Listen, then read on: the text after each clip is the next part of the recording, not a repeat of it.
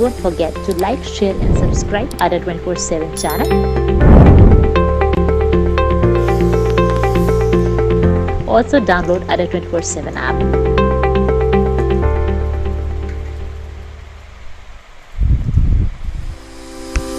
Don't forget to like, share and subscribe Ada 24/7 channel. Also download Ada 24/7 app.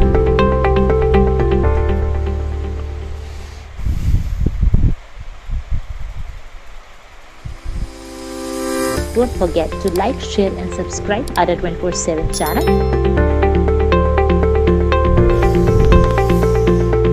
Also download Ada 24/7 app.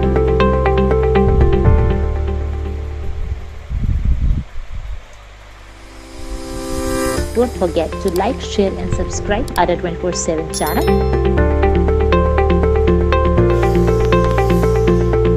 Also download Ada 24/7 app.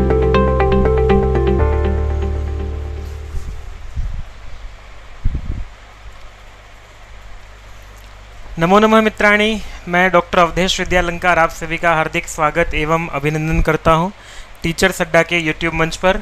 रात्रि के 9 बजे का समय और आपकी यूजीसी नेट की कक्षा का समय।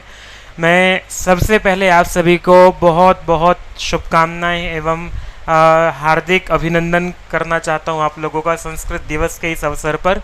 संस्कृत दिवस कल था और ये पूरा का पूरा सप्ताह, जैसा कि आप लोग संस्कृत के उपासक हैं, हम सब लोग संस्कृत के उपासक हैं, तो ये सप्ताह पूरा का पूरा 19 तारीख से लेकर के 25 तारीख तक संस्कृत सप्ताह महोत्सव के रूप में मनाया जाता है। बंधुओं, हम जानते हैं कि संस्कृतम नाम दैवी वाक, आचार्य दंडी ने कहा है कि संस्कृतम नाम दैवी वाक अन्वाख्याता महर्षि भी। ये संस्कृत जो दैवी वाक है, जो महर्षियों ने जिसका अन्वाख्यान किया है, देवताओं ने ये वाणी दी है और बाद में महर्षियों ने इस वाणी का आख्यान किया है, कहा है इस वाणी को। तो ये ऐसी हमारी दिव्य वाणी जो कोटि कोटि वर्षों से हमारे बीच में वैदिक साहित्य और लौकिक साहित्य के रूप में बनी हुई है और इसी संस्कृत पर आश्रित हमारी संस्कृति है। तो हमारी संस्कृति का मूल ये संस्कृत भाषा, हम लोग इसके उपासक हैं। आपको बहुत बहुत शुभकामनाएं। आपकी ओर से जो शुभकामनाएं आ रही हैं उनके लिए भी आपका धन्यवाद। मैं आपके बीच में लेकर के आया हूँ यूजीसी नेट की ये कक्षा। बीच में कुछ समय बाधा रही, मैं कक्षा नहीं ले पाया। आज लंबे समय बाद कक्षा ले रहा हूँ, तो संख्या निश्चित रूप से कम मिलेगी ही, मैं जानता हूँ इस बात को। यूजीसी नेट में मैं आपके बीच में पेपर 2 को लेकर के आता हूँ, संस्कृत विषय को। रात्रि के 9 बजे का समय हमारा प्रतिदिन का होता है और संस्कृत पाठशाला हमारी ये, जहाँ पर हम ये कक्षा प्रतिदिन आयोजित करते हैं, आप लोग हमारे साथ जुड़ते हैं। मैं ये बात इसलिए दोहरा रहा हूँ क्योंकि लंबा गैप हो गया है कक्षा के बीच में। आप में से जो लोग जुड़े हैं, एक बार मुझे कमेंट करके बताइएगा कि आप में से कौन कौन लोग हैं जो तैयारी कर रहे हैं यूजीसी नेट को लेकर के। मेरा नाम अवधेश कुमार, आप जानते हैं, मेरा मेल आईडी है। आपको यूजीसी नेट से संबद्ध कोई भी जानकारी चाहिए या फिर कोई भी परेशानी है या कोई भी प्रश्न आप पूछना चाहते हैं, आप मुझे मेल कर सकते हैं। मैं अपनी मति के अनुसार, अपने ज्ञान के अनुसार पूरा प्रयास करूंगा आपकी सहायता करने का। जो भी संभव सहायता मेरी ओर से हो पाएगी मैं पहुंचाने का प्रयास करूंगा। बी गौतम जी, नमो नमः, स्वागत है आपका। पहले प्रश्न की ओर बढ़ते हैं। पहला प्रश्न आपके बीच में रहा, निम्नलिखित अवतरण में किसके विशेषण हैं? ये प्रश्न आपके बीच में है कि किसके विशेषण ये दिए गए हैं। अतिशुद्ध स्वभावमपि कृष्णचरितम अकरमपि हस्तस्थित सकल भुवनतलम राजानम अद्राक्षीत।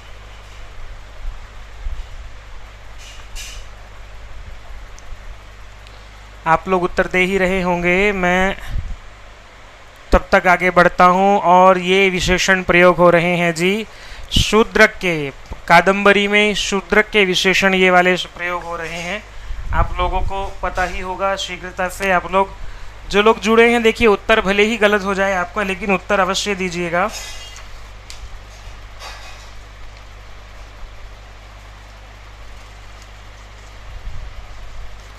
एक सेकंड में, मुझे लग रहा है कि अच्छा, ये ठीक है। तो ये शूद्रक के विशेषण प्रयोग हो रहे हैं कादम्बरी कथा मुखम से। ये प्रश्न पत्र का हिस्सा नहीं है, ये किसी और पत्र का पेस्ट हो गया है, पर प्रश्न काम का है। यूजीसी नेट की दृष्टि से प्रश्न काम का है ये वाला। तो फिर से जी प्रश्न पत्र मैं आपको करा रहा हूँ सितंबर 2020 का। उसका जो पहला प्रश्न है वो ये है कि काल क्रमानुसारम अधोलिखित वैयाकरणानाम समुचितम क्रमम चिनुत। ये वैयाकरण दिए हुए हैं कुछ, इनमें से आपको क्रम चुनना है। वरदराज, भट्टोजी दीक्षित, पतंजलि, भर्तृहरि या देखिए आप इनमें से चारों में से कौन प्राचीन है कौन अर्वाचीन है आप लोगों को परिचय होगा, उसके अनुसार क्रम चुनिएगा आप। और मैं आपको जानकारी दे दूं, जो लोग हमारे साथ जुड़े हैं, यदि आप कमेंट नहीं कर पा रहे हैं तो आपको सब्सक्राइब करना होगा। जिन्होंने सब्सक्राइब किया है वही कमेंट कर पाएंगे, बाकी कमेंट नहीं कर पाएंगे। बहुत महत्वपूर्ण कक्षा आप लोगों की है, कृपया एक बार आप लोग शेयर कर दीजिए अपने मित्रों तक, अपने समूहों में, ताकि जो लोग तैयारी कर रहे हैं यूजीसी नेट को लेकर के वो अपनी तैयारी हमारे साथ मिलकर कर सकते हैं। और निश्चित ही 2020 का जो पेपर मैं आपको करा रहा हूँ, मैं ये समझता हूँ कि पिछले कई वर्षों का प्रश्न पत्र उठाएं तो ये वाले प्रश्न पत्र का स्तर बहुत अच्छा है, थोड़ा सा कठिन भी हो सकता है। तो यदि इस प्रश्न पत्र का व्याख्यात्मक हल आप कर लेंगे तो निश्चित ही आपको लाभ होगा, मेरा ऐसा मानना है। डी कह रहे हैं, पहले पतंजलि हैं, गौतम जी कह रहे हैं, फिर भर्तृहरि, फिर भट्टोजी दीक्षित, फिर वरदराज, ये क्रम बता रहे हैं आप। तो देख लेते हैं, क्रम बिल्कुल ठीक है। पतंजलि का समय जो है, मैं एक बार आपको विस्तृत क्रम बता देता हूँ इनका। पतंजलि का समय जो है वो शुंग वंश, इनका शुंग वंश के माना जाता है, शासन काल में पतंजलि हुए हैं। भंडारकर ने पतंजलि का समय 158 ईसा पूर्व दिया है, और द बौथलिक ने पतंजलि का समय 200 ईसा पूर्व दिया है। कीथ ने उनका समय 140 से 150 ईसा पूर्व माना है, बहुत अंतर नहीं है। कुल मिलाकर के बात ये हो जाती है कि ईसा पूर्व जो द्वितीय शताब्दी है, दूसरी शताब्दी का समय उनका माना जा सकता है। पुष्यमित्र शुंग का अश्वमेध यज्ञ भी पतंजलि ने कराया था। तो कालक्रम की दृष्टि से आपको पता होना चाहिए, और पतंजलि ने महाभाष्य लिखा, आपको जानकारी होगी ही। भर्तृहरि जो है वो विक्रम संवत के प्रवर्तक, जो राजा विक्रमादित्य हैं उनके बड़े भाई माने जाते हैं, अग्रज माने जाते हैं भर्तृहरि।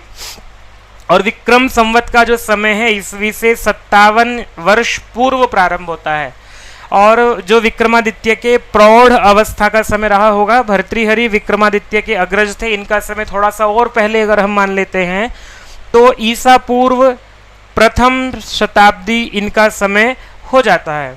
ठीक है जी, वो ईसा पूर्व द्वितीय शताब्दी, ये प्रथम शताब्दी है। और इनके बाद भट्टोजी दीक्षित का समय रह जाता है 17वीं शताब्दी में। भट्टोजी दीक्षित ने सिद्धांत कौमुदी की रचना की है, जिससे आप लोग पढ़ते पढ़ाते हैं और आपने अनेक परीक्षाएं इसको पढ़ करके दी होगी। इनका निवास स्थान काशी में था, और स्वयं इन्होंने प्रौढ़ मनोरमा टीका लिखी है सिद्धांत कौमुदी पर।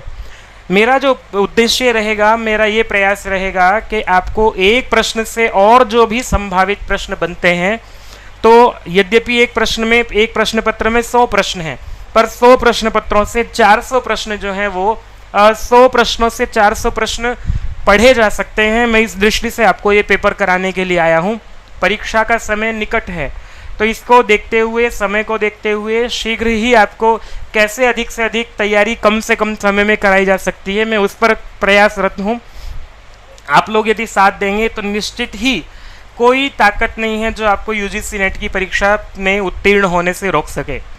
तो प्रौढ़ मनोरमा टीका जो है भट्टोजी दीक्षित ने लिखी है, सिद्धांत कौमुदी पर प्रौढ़ मनोरमा टीका है। अष्टाध्यायी क्रम से एक अपूर्ण व्याख्या, शब्द कौस्तुभ तथा वैयाकरण भूषणकारी का भी इनके ग्रंथ हैं। वरदराज जो है वो व्याकरण के महापंडित भट्टोजी दीक्षित के शिष्य थे। भट्टोजी दीक्षित के सिद्धांत कौमुदी पर आधारित उन्होंने 3 ग्रंथ रचे, आप जानते ही हैं, मध्य सिद्धांत कौमुदी, लघु सिद्धांत कौमुदी और सार कौमुदी। तो वरदराज सबसे अर्वाचीन है, यही 17वीं शताब्दी का समय, इनका भी 17वीं शताब्दी उत्तरार्ध या 18वीं शताब्दी पूर्वार्ध समय इनका दिखाई देता है। तो इससे कालक्रम के अनुसार आपको प्रश्न, इसमें क्या क्या मैंने प्रयास किया, आपको इनकी रचनाएं भी पता लग गई हैं। तो पेपर में लगभग जो पूछा जाता है, कालक्रम को लेकर के बहुत सारे प्रश्न आ रहे हैं। आप जो भी अध्ययन करें अपना, उसमें कालक्रम पर विशेष ध्यान रखें। मुझे जो लोग दिखाई दे रहे हैं एक बार कमेंट करके बता दीजिए, आप में से कौन कौन तैयारी कर रहे हैं यूजीसी नेट की। अपने आप ही घर बैठ करके आप लोग कैसे कैसे तैयारी कर रहे हैं, क्या क्या तैयारी कर रहे हैं, मुझे बताते चलिएगा। एक गैप बीच में हो गया, नहीं तो ये संख्या यहाँ पर ठीक ठाक संख्या मुझे यहाँ दिखाई देती थी, पर कोई बात नहीं है, हम फिर से अपना कारवां बना लेंगे। दूसरा प्रश्न है आपके बीच में, अधुना प्राप्तेषु सामवेदस्य ब्राह्मणेषु द्वौ ब्राह्मणों कौ स्तः।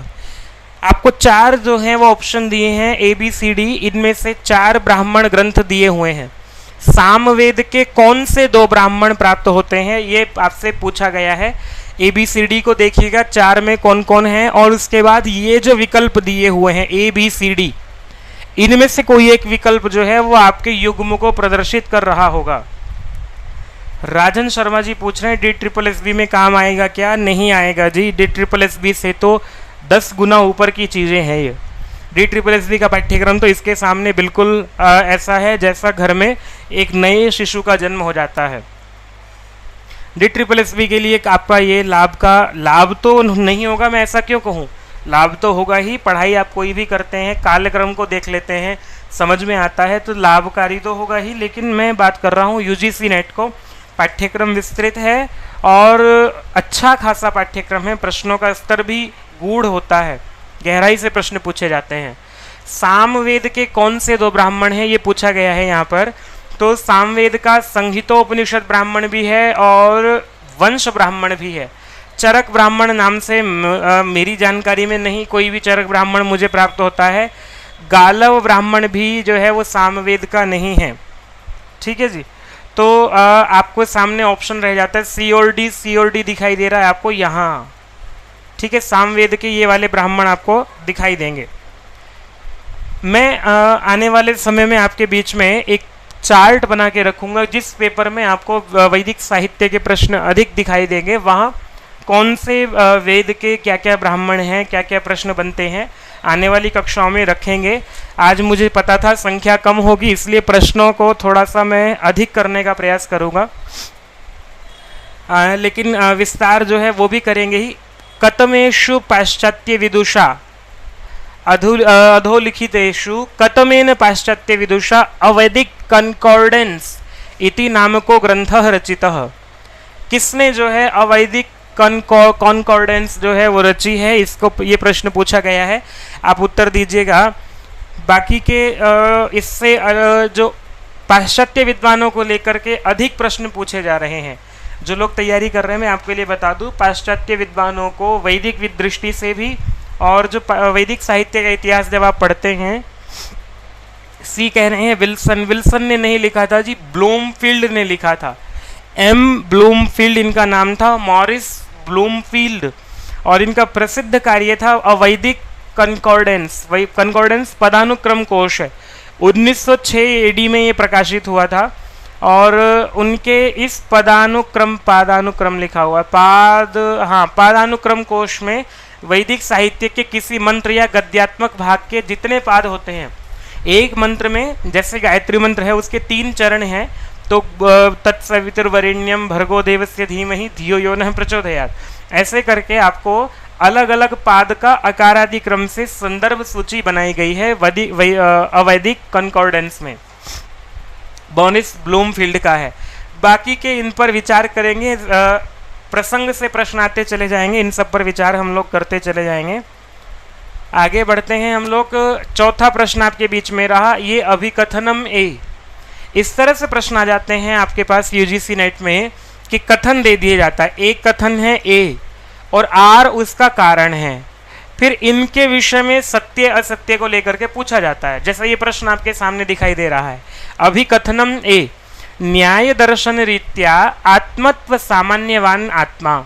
न्याय दर्शन के अनुसार जो आत्मा का लक्षण है वो है आत्मत्व सामान्यवान, जिसमें आत्मत्व सामान्य रूप से रहता है वो आत्मा है, ठीक है। इसका कारण दिया बुद्धि सुख दुख इच्छा द्वेष प्रयत्न गुण लिंगकत्वात्।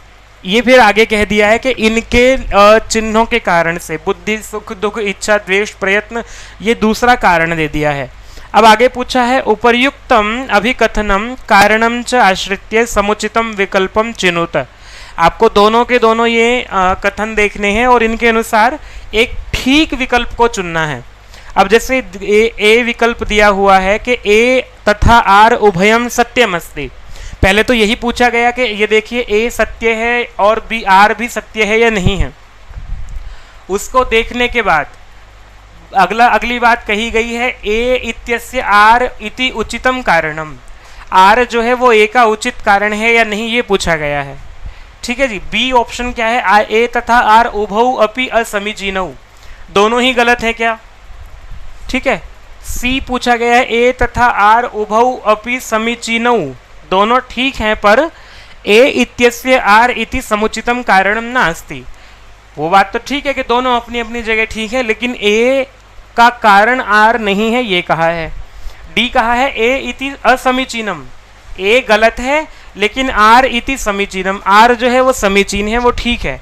तो इस तरह के प्रश्न आपको बहुत सारे, अब जो एनटीए का एग्जाम जो होता है उसमें अधिक से अधिक प्रश्न जो हैं वो इस दृष्टि से पूछे जाते हैं। इसमें आपको थोड़ा सा गहराई से समझना होता है, प्रश्न को विचार करना होता है कि क्या पूछा है, उसके बाद उत्तर देना होता है। उत्तर आया है सी, ए तथा आर उभौ अपि समीचीनौ, ये बात बिल्कुल ठीक है, परम ए इत्यस्य आर इति समुचितम कारणम नास्ति, ऐसी बात नहीं है। ए जो है वो भी मैं एक बार इसको इरेज कर देता हूँ। ए जो है वो भी ठीक है, आत्मा का लक्षण यही मिलता है न्याय दर्शन के अनुसार, आत्मत्व सामान्यवान आत्मा इति। और आगे जो कहा है बुद्धि सुख दुख इच्छा द्वेष प्रयत्न गुण लिंगकत्वात्, ये भी ठीक है बिल्कुल। आपके सामने उत्तर में दे देता हूं। तो ए तथा आर उभयम सत्यम अस्ति, ए दोनों ही सत्य हैं और आर जो है वो ए का उचित कारण है। तो यहां पर उत्तर हो जाता है ए। ठीक है जी। जो लोग अभी DSSB की तैयारी कर रहे हैं या अपनी कोई TGT की तैयारी कर रहे हैं, PGT की तैयारी कर रहे हैं, ये प्रश्न उनके पाठ्यक्रम से बाहर है, ये पैटर्न भी उनके पाठ्यक्रम से बाहर है। ये पैटर्न जो प्रयोग होता है ये UGC नेट में ही प्रयोग होता है और इसी के साथ जो आपका हायर एजुकेशन एग्ज़ाम होता है, महाविद्यालय विश्वविद्यालय स्तर के जो परीक्षाएं होती हैं, असिस्टेंट प्रोफेसर बनाने वाली जो परीक्षा होती हैं, उनके लिए इस तरह के प्रश्न पूछे जाते हैं। तो पूछा है आप में से किसी ने कि UGC नेट के बारे में थोड़ा बताएं। चंद्रमोहन जी कह रहे हैं बंधु UGC नेट जो है, मैं बताता हूं पहले, तब तक अगले प्रश्न को मैं ले आता हूं पहले आपके बीच में। 5वां प्रश्न है महाभारतीय पर्वणाम समुचितः क्रमोऽस्ति। महाभारत का जो पर्व हैं 18 पर्व हैं, 3 और जोड़े गए हैं तो 21 पर्व कुल मिलाकर के बन जाते हैं। तो पर 18 ही मुख्य हैं, बाकी के 3 जो हैं वो परिशिष्ट रूप में हैं। उनमें से समुचित क्रम क्या होता है, आपके सामने ये ई 5 दिए हुए हैं। अब इनका ठीक क्रम जोड़ करके आपको लिखना है। उत्तर आप लोग दीजिएगा, मैं तब तक UGC नेट के विषय में बता देता हूँ आपको। UGC नेट की परीक्षा होती है हायर एजुकेशन के लिए। जो लोग असिस्टेंट प्रोफेसर बनना चाहते हैं, MA कर रहे हैं, MA एपियरिंग जो लोग हैं वो भी अप्लाई कर सकते हैं और अप्लाई करने के बाद आपको इसका व्यवस्थित पाठ्यक्रम दिया जाता है। उस पाठ्यक्रम की तैयारी करते हैं आप, तो इसमें 2 पेपर होते हैं।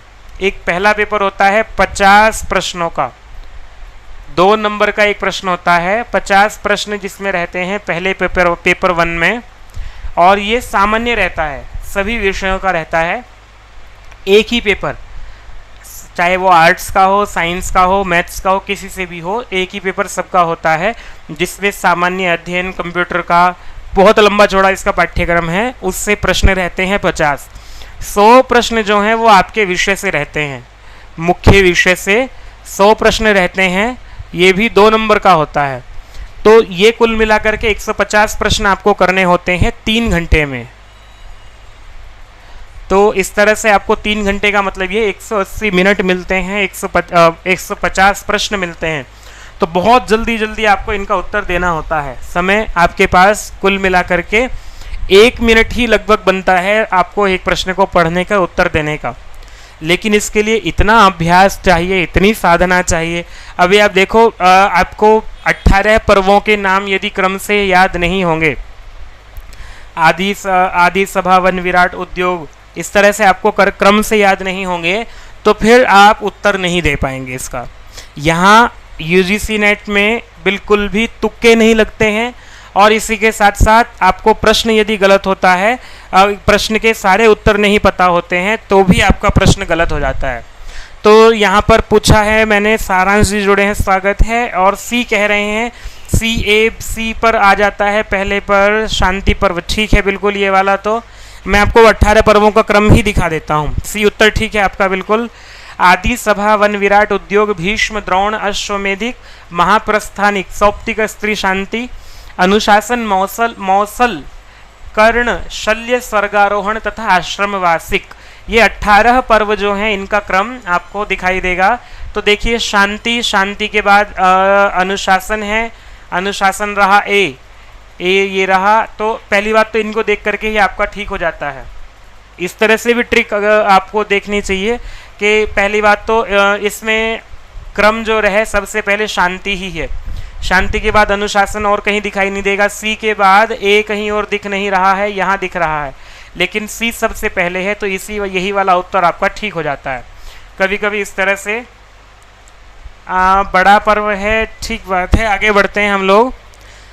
अधोलिखितेषु ग्रंथेषु अंबिका दत्त व्यासस्य रचना वर्तते। सरल प्रश्न है बिल्कुल, किसका है? अंबिका दत्त व्यास का कौन सा ग्रंथ है? सबको पता ही, 10 सेकंड में उत्तर आ जाएगा। शिवराज विजय जो है वो इनका अंबिका दत्त व्यास का हो जाता है। मृच्छकटिकम जो है वो एक ऐतिहासिक उपन्यास है। शिवराज विजय से लगभग प्रश्न पूछा ही जा रहा है हर बार, क्योंकि ये एक अपनी तरह का अलग जो ग्रंथ है, ऐतिहासिक उपन्यास इससे पहले नहीं दिखाई देते हैं। तो ऐतिहासिक उपन्यास होने के कारण से शिवराज विजय को अंबिका दत्त व्यास के विषय में प्रश्न पूछे जाते हैं। मृच्छकटिकम एक प्रकरण है, और आपको पता ही है मृच्छकटिकम जो है वो शूद्रक का लिखा हुआ है। प्रतिमा नाटकम ये किसका है? भास का है, सबको पता है, और भास सबसे पहले नाटककार माने जाते हैं। ठीक है, जो लोग उत्तर दे रहे हैं सी ठीक है आपका। प्रतिज्ञा योगंधरायण किसका है? चलिए आपसे पूछ लेते हैं, और इसी के साथ प्रतिज्ञा योगंधरायण किसका है, इसका उत्तर दीजिए। तब तक 7वां प्रश्न आपके बीच में रहा। ब्रह्मसूत्र शांकर भाष्यानुसारम ब्रह्मणो अस्तित्व प्रसिद्धि कस्मात् ज्ञायते। शांकर भाष्य लगा हुआ है ब्रह्मसूत्र का, तो उसमें ब्रह्म की अस्तित्व की प्रसिद्धि जो है वो किससे है, ये पूछा है। बृंहते धातोरनुगमात् पंच प्रयाजेभ्यः, और प्रकृति याग से सर्वस्य आत्मत्वात्। क्या आपका जो है ब्रह्म के अस्तित्व की प्रसिद्धि किस कारण से है, ये पूछा गया। अच्छा, घटिका चलाने भूल गए हम, आप लोग उत्तर दीजिएगा। सारांश जी भास बता रहे हैं, गौतम जी भास बता रहे हैं, ठीक उत्तर है आपका। प्रतिज्ञा योगंधरायण भी भास का ही नाटक है। 13 नाटक भास के हमें दिखाई देते हैं। अच्छा, आप लोग जो जुड़े हैं, आप सबका अपना अपना ग्रुप होगा, अपना अपना वो रहेगा। एक बार शेयर कर दीजिएगा अपने मित्रों तक कि हमारी कक्षा चल रही है, आप लोग भी जुड़ सकते हैं। मैं आपको एक एक प्रश्न का व्याख्यात्मक हल लेकर के, उत्तर ठीक है सारांश जी आपका डी, लेकिन संख्या अवश्य लिखिएगा, संख्या से पता रहता है। ठीक है जी, मैं पंक्ति लिख करके लाया हूँ वहाँ से। अस्ति तावत् ब्रह्म नित्य शुद्ध बुद्ध मुक्त स्वभावम सर्वज्ञम सर्वशक्ति समन्वितम। ब्रह्म कैसा है? जो नित्य शुद्ध बुद्ध और मुक्त स्वभाव वाला है, जो सर्वज्ञ है और सर्वशक्तिमान है। तो ये तो रहा ब्रह्म का लक्षण। आगे इसमें कह रहे हैं शंकर जो कह रहे हैं वो ये अथा तो ब्रह्म जिज्ञासा जो सूत्र है आरंभ में ही, उसी की व्याख्या में लिखा है इन्होंने, शंकर ने, ब्रह्म शब्दस्य ही व्युत्पाद्यमानस्य नित्य शुद्धत्वादयोः अर्थाः प्रतीयन्ते। बृंहतेर्धातोरनुगमात् सर्वस्य आत्मवत्वाच्च ब्रह्मास्तित्व प्रसिद्धि। ब्रह्म के अस्तित्व की प्रसिद्धि किससे है? सर्वस्य आत्मत्वाच्च, सभी में आत्मत्व रूप में रहने से ब्रह्म की प्रसिद्धि है। और इसी के साथ ब्रह्म शब्द जो है उसकी व्युत्पत्ति ब्रह्म धातु से है। ठीक है जी, इस धातु का अनुगमन होने से ब्रह्म की व्युत्पत्ति यहाँ पर होती है और इससे नित्य शुद्धत्व आदि जो अर्थ हैं वो प्रतीत होते हैं, दिखाई पड़ जाते हैं। अहिंसा, सत्यम, शौचम, अनसूया, नृशंस्यम, क्षमा च इति कौटिल्य मते केशाम धर्मः। ये पूछा है। अहिंसा, सत्य, शौच, अनसूया और अनृशंस्यम, ठीक है, ये वाले जो गुण हैं किसके हैं? सर्वेशाम आश्रमाणाम, सभी आश्रमों के हैं। आश्रम का तात्पर्य यहाँ पर क्या है? ब्रह्मचर्य, गृहस्थ, वानप्रस्थ और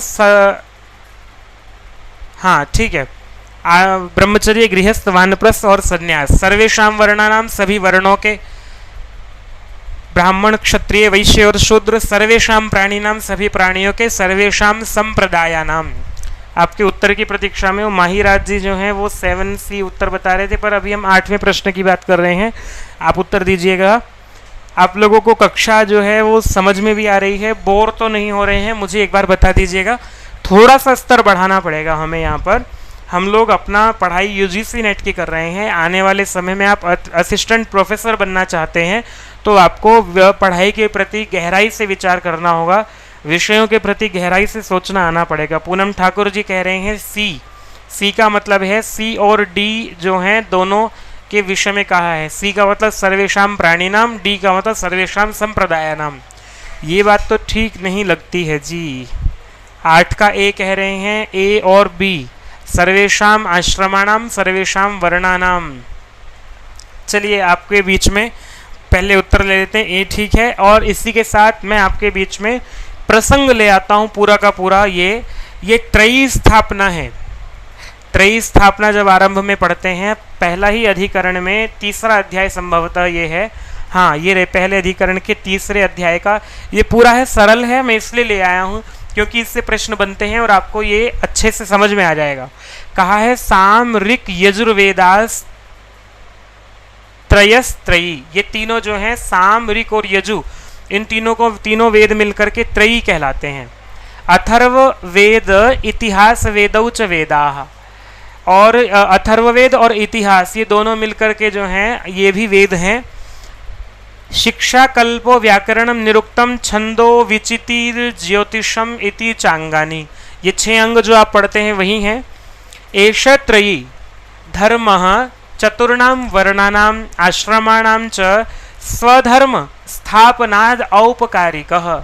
ये जो त्रयी है, 3 वेद हैं, ये चारों वर्णों के, चतुर्णाम वर्णानाम, चारों वर्णों के, आश्रमाणाम, चारों आश्रमों के, स्वधर्म स्थापनात्, स्वधर्म की स्थापना करने के कारण से ये त्रयी जो है वो औपकारिक है, उपकार करने वाली है। स्वधर्मो ब्राह्मणस्य, अब ब्राह्मण का स्वधर्म बता रहे हैं। चारों वर्णों में से पहला ब्राह्मण है, ब्राह्मण का स्वधर्म है। स्वधर्म से तात्पर्य है जो उसका मुख्य कर्तव्य है। तो मुख्य कर्तव्य क्या है? वो है अध्ययनम, अध्यापनम, यजनम, याजनम, दानम प्रति ग्रहश्च। ये 6 जो वो हैं वो ब्राह्मण के अध्ययन, अध्यापन करना, यजन करना, यज्ञ करना, कराना, दान लेना और दान देना, ये 6 ब्राह्मण के स्वधर्म हैं। क्षत्रियस्य अध्ययनम, यजनम, दानम, शस्त्र आजीवो, भूत रक्षणम च। ये क्षत्रिय के हो जाते हैं। अध्ययन करना, यजन करना, दान देना, शस्त्र से आजीविका चलाना और प्राणियों की रक्षा करना, ये क्षत्रियों के स्वधर्म हो जाते हैं। वैश्यस्य अध्ययनम, यजनम, दानम, कृषि, पशुपाल्य, वाणिज्याच। और वैश्य का क्या है? अध्ययन करना, यजन करना, सबका है। अध्ययन करना, यजन करना सबका स्वधर्म है। और कृषि, पशुपाल्य, कृषि करना, पशुपालन करना और व्यापार करना, ये वैश्य का स्वधर्म हो जाता है। शूद्रस्य द्विजाति शुश्रूषा। शूद्र का जो धर्म है वो है इन द्विजातियों का, ब्राह्मण, क्षत्रिय, वैश्य तीनों का शुश्रूषा, इनकी सुनना और वार्ता, कारु, कुशीलव कर्म च। इनकी बात, इनका जो कुशीलव कर्म है, इनके जो भी कार्य हैं उन सबको करना गृहस्थस्य स्वधर्म। अब ये तो ब्राह्मणों की ये तो वर्णों की बात हुई। अब आश्रम की बात कर रहे हैं। गृहस्थ आश्रम जो है उसका स्वधर्म है आजीवः तुल्य ही असमान ऋषिभिर वैवाह्यम। पहले तो कह रहे हैं आजीवः तुल्य ही। पहली बात तो आजीविका कमाना, सबसे पहला काम गृहस्थ का बताया है, अपनी आजीविका का अर्जन करना। उसके बाद कहा है तुल्य ही, अपने योग्य कन्या, और कैसी हो वो, असमान ऋषि भी, जो अपने से अलग गोत्र में उत्पन्न हुई हो ऐसी कन्या से विवाह करना। ऋतुगामित्वम, उसी के साथ ऋतुगामित्व होना। देव पितृ अतिथि पूजा, देव और पितृ जो हमारे पितर हैं उनके और अतिथि इनकी पूजा करना। भृत्येषु त्याग, जो भृत्य हैं आपके नौकर हैं उनके प्रति त्याग का भाव रखना। शेष भोजनम च, और सबको भोजन करा करके बाद में भोजन करना, ये गृहस्थ का धर्म है। मैं आपको इसलिए ये पढ़ा रहा हूँ क्योंकि यजन करने का तात्पर्य यज्ञ करना, क्योंकि इसको पढ़ने से आपका निश्चित ही एक प्रश्न इस बार ठीक हो जाए, ऐसी मेरी भावना है। ब्रह्मचारिण, ब्रह्मचारियों का क्या धर्म है, स्वधर्म है, वो है स्वाध्यायो अग्नि कार्य अभिषेकौ भैक्ष वृत्तित्वम आचार्य प्राण अंतिकी वृत्ति तदभावे गुरुपुत्रे सब्रह्मचारिणी वा। तो ब्रह्मचारियों का जो धर्म बताया है वो बताया है स्वाध्याय, सबसे पहले स्वाध्याय करना, अग्नि कार्य यज्ञ करना, अभिषेकौ अग्नि कार्य यज्ञ करना और अभिषेक करना। भैक्ष व्रतित्वम, भिक्षा मांग करके जो व्रत धारण करना है कि भिक्षा मांग करके अपने भोजन पेट भरना। आचार्य, और आचार्य के प्रति कैसा है, प्राण अंति की वृत्ति ही, अपने प्राणों का अंत करने तक भी उनकी सेवा करना, उनके प्रति ऐसा व्यवहार करना। तदभावे, और यदि आचार्य नहीं है तो उनके गुरुपुत्रे, गुरु के पुत्र में और अपने ब्रह्मचारियों के प्रति भी सब्रह्मचारिणी, अपने साथ जो सहाध्यायी हैं उनके प्रति भी ऐसा भाव रखना। वानप्रस्थस्य, वानप्रस्थी जो होता है उसका धर्म क्या है, ब्रह्मचर्यम भूमौ शय्या जटा अजिन धारणम अग्निहोत्र अभिषेकौ देवता पितृ अतिथि पूजा वन्यश्च आहारः। जो वानप्रस्थी हैं उनका स्वधर्म है ब्रह्मचर्य। सबसे पहले भूमौ शय्या, भूमि पर सोना। जटा अजिन धारणम, जटा धारण करना और कोपीन धारण करना, अजिन मैंने कोपीन धारण करना। अग्निहोत्र करना, अभिषेक करना, अर्घ्य प्रदान करना। देवता पितृ अतिथि पूजा, इन सब की पूजा करना, सत्कार करना। और वन्यश्च आहारः, वन में रह करके अपना आहार ग्रहण करना। इसके बाद परिव्राजक आ जाता है। परिव्राजकस्य जितेंद्रियत्वम, जो परिव्राजक है सन्यासी है उसका धर्म है, स्वधर्म है वो है जितेंद्रियता, अपनी इंद्रियों पर संयम रखना।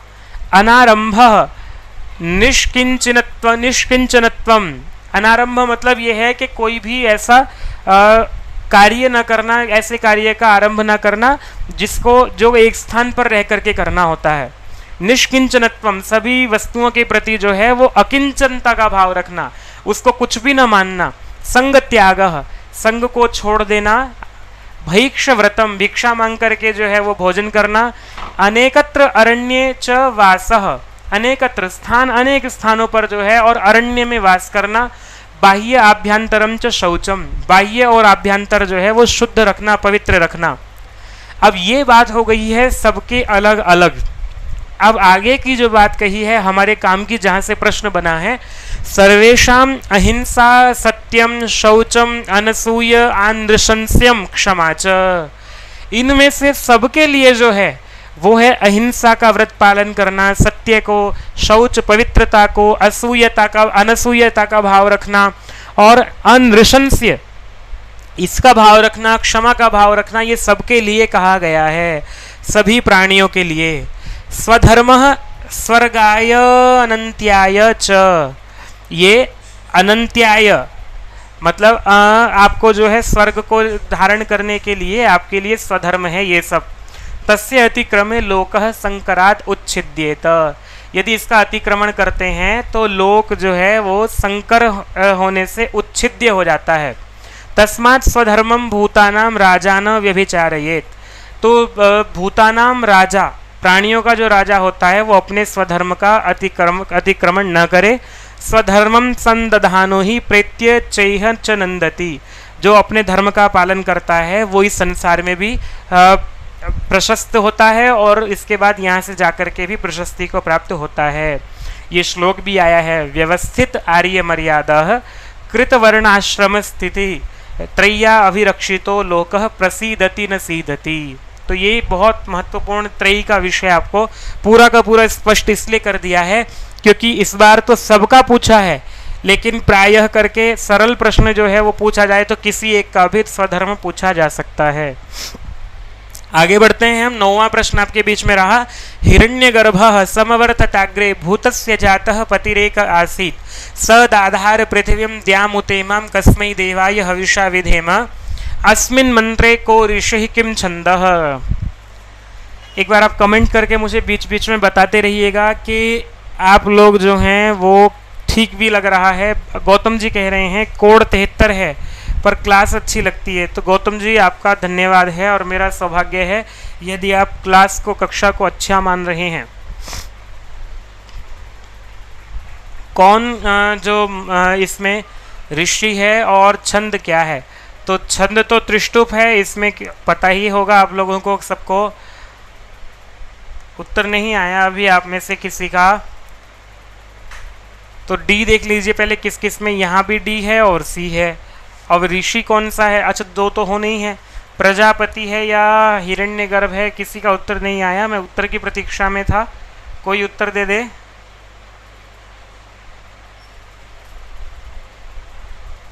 नहीं आया तो चलिए मैं ही उत्तर दे देता हूँ। प्रजापति जो है इसका ऋषि हिरण्यगर्भ है, देवता प्रजापति है, छंद त्रिष्टुप है, मंत्र संख्या जो है इसमें 10 है, 10 मंत्र हैं। और इसमें जो बात है कस्मै देवाय हविषा विधेम, ये इसके 10 मंत्रों में से 9 मंत्रों में ये वाला वाक्य सब में दिखाई देगा। तो इसमें आपको हिरण्यगर्भ ऋषि हैं और छंद त्रिष्टुप है, मंत्र संख्या 10 है। कई बार संख्या भी पूछ ली जाती है, तो ऋग्वेद में 10 121 इसकी संख्या है। ऋग्वेद में इप्सिता जी, पूनम जी ने उत्तर दिया, धन्यवाद आपका। उत्तर देने के लिए धन्यवाद इसलिए कर रहा हूँ, जब संख्या कम होती है तो एक भी यदि दिखाई देता है उसके सारे कक्षा चल जाती है। 10वां प्रश्न है, पाश्चात्य विचारकस्य अरस्तु महोदयस्य काव्यशास्त्रीय ग्रंथौ स्तः। अरस्तु के इनमें से कौन से 2 ग्रंथ है ये पूछा है। देखिए काव्य शास्त्र पूछ लिया है, पाश्चात्य काव्य शास्त्र। तो आपको जब इतिहास पढ़ते हैं साहित्य शास्त्र का, उसमें पाश्चात्य काव्य शास्त्रियों को भी पूछा जाता है। तो इसमें मैं बता देता हूँ आपको, पोएटिक्स एक इनका है और इसी के बाद एक है रिहोट्रॉइक, रेहीटोरिक, ऐसे कुछ नाम उल्टा सीधा सा उसमें लिखा दिखाई देता है। बाकी भाषण शास्त्र और पोएटिक्स काव्य शास्त्र जो है ये उनके दिखाई देते हैं, अरस्तु के।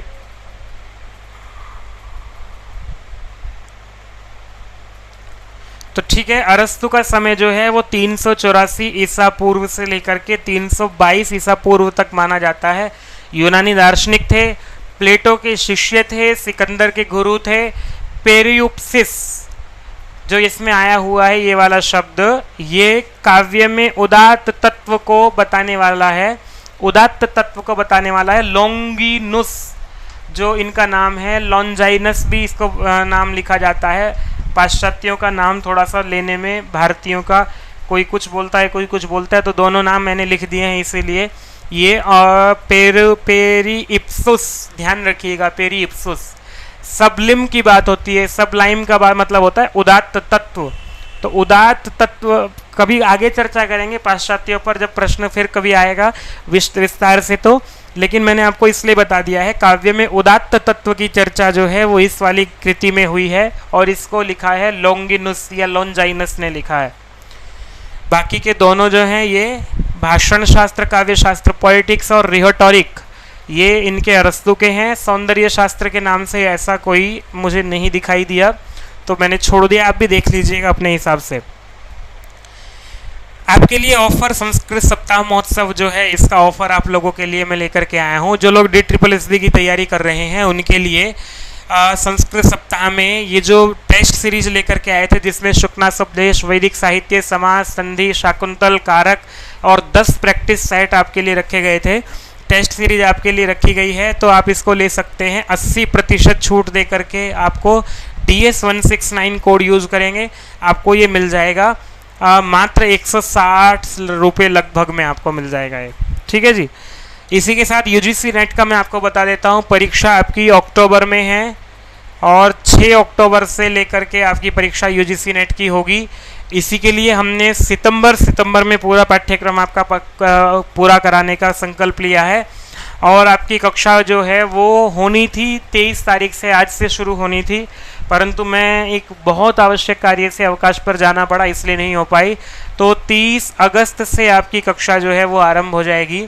आप लोग यदि UGC नेट की तैयारी करना चाहते हैं हमारे साथ, तो प्रश्न कराएंगे हम। पूरा पढ़ाना संभव नहीं है। प्रत्येक विषय के अब तक जो भी प्रश्न आ गए हैं हायर एजुकेशन में या UGC नेट में, उन सब पर इसी तरह से चर्चा करते हुए कक्षा में हम लोग आपको प्रश्न कराएंगे। और जो प्रश्न कराएंगे आपको कोई भी प्रश्न छोड़ा ना जाए, ऐसा प्रयास रहेगा। आपके लिए ऑफर जो इसमें है संस्कृत सप्ताह महोत्सव का, वो ऑफर है आपको वहाँ पर 10,000 रुपये इसका दिखाई देगा मूल्य, जब आप इस बैच को खरीदना चाहेंगे। लेकिन यूज़ करेंगे आप Y321 code, Y321 code use करेंगे तो आपको 77% डिस्काउंट मिल करके लगभग 2300 रुपये का ये मिल जाता है। शायद 10,999 होगा तो ये 2400 रुपये के लगभग पड़ जाएगा। तो आप देख लीजिएगा जा करके, सरल मतलब कम मूल्य में आपको देने का ये प्रयास हमारा रहेगा। तो हम लोग शुरू कर देंगे 30 अगस्त से। 30 सितंबर या पूरा आपको 5-6 तारीख को पेपर होना है, तो 2 या 3 या 4 तारीख तक पूरा आपका पाठ्यक्रम समाप्त हो जाए, ऐसी हमारी ऐसा प्रयास है। 75 घंटे का समय आपके लिए रखा गया है। 1.5 घंटा कक्षा सुबह होगी, 1.5 घंटा कक्षा शाम होगी। तो दोनों समय 1.5 घंटे की कक्षा रख करके एक विषय पर जो भी है पाठ्यक्रम आप जा करके देख सकते हैं। अड्डा 247 की ऐप पर जाएंगे आप, तो वहाँ पर आप टीचिंग में जा करके UGC नेट सर्च कीजिएगा। UGC नेट को पहले नंबर पर आपको आपका बैच दिखाई देगा संस्कृत, उसमें आपको पूरा पाठ्यक्रम भी दिखाई दे जाएगा, किस किस डेट पर हम आपको क्या क्या कराने वाले हैं। सारा का सारा पाठ्यक्रम विभाजित करके दिया गया है।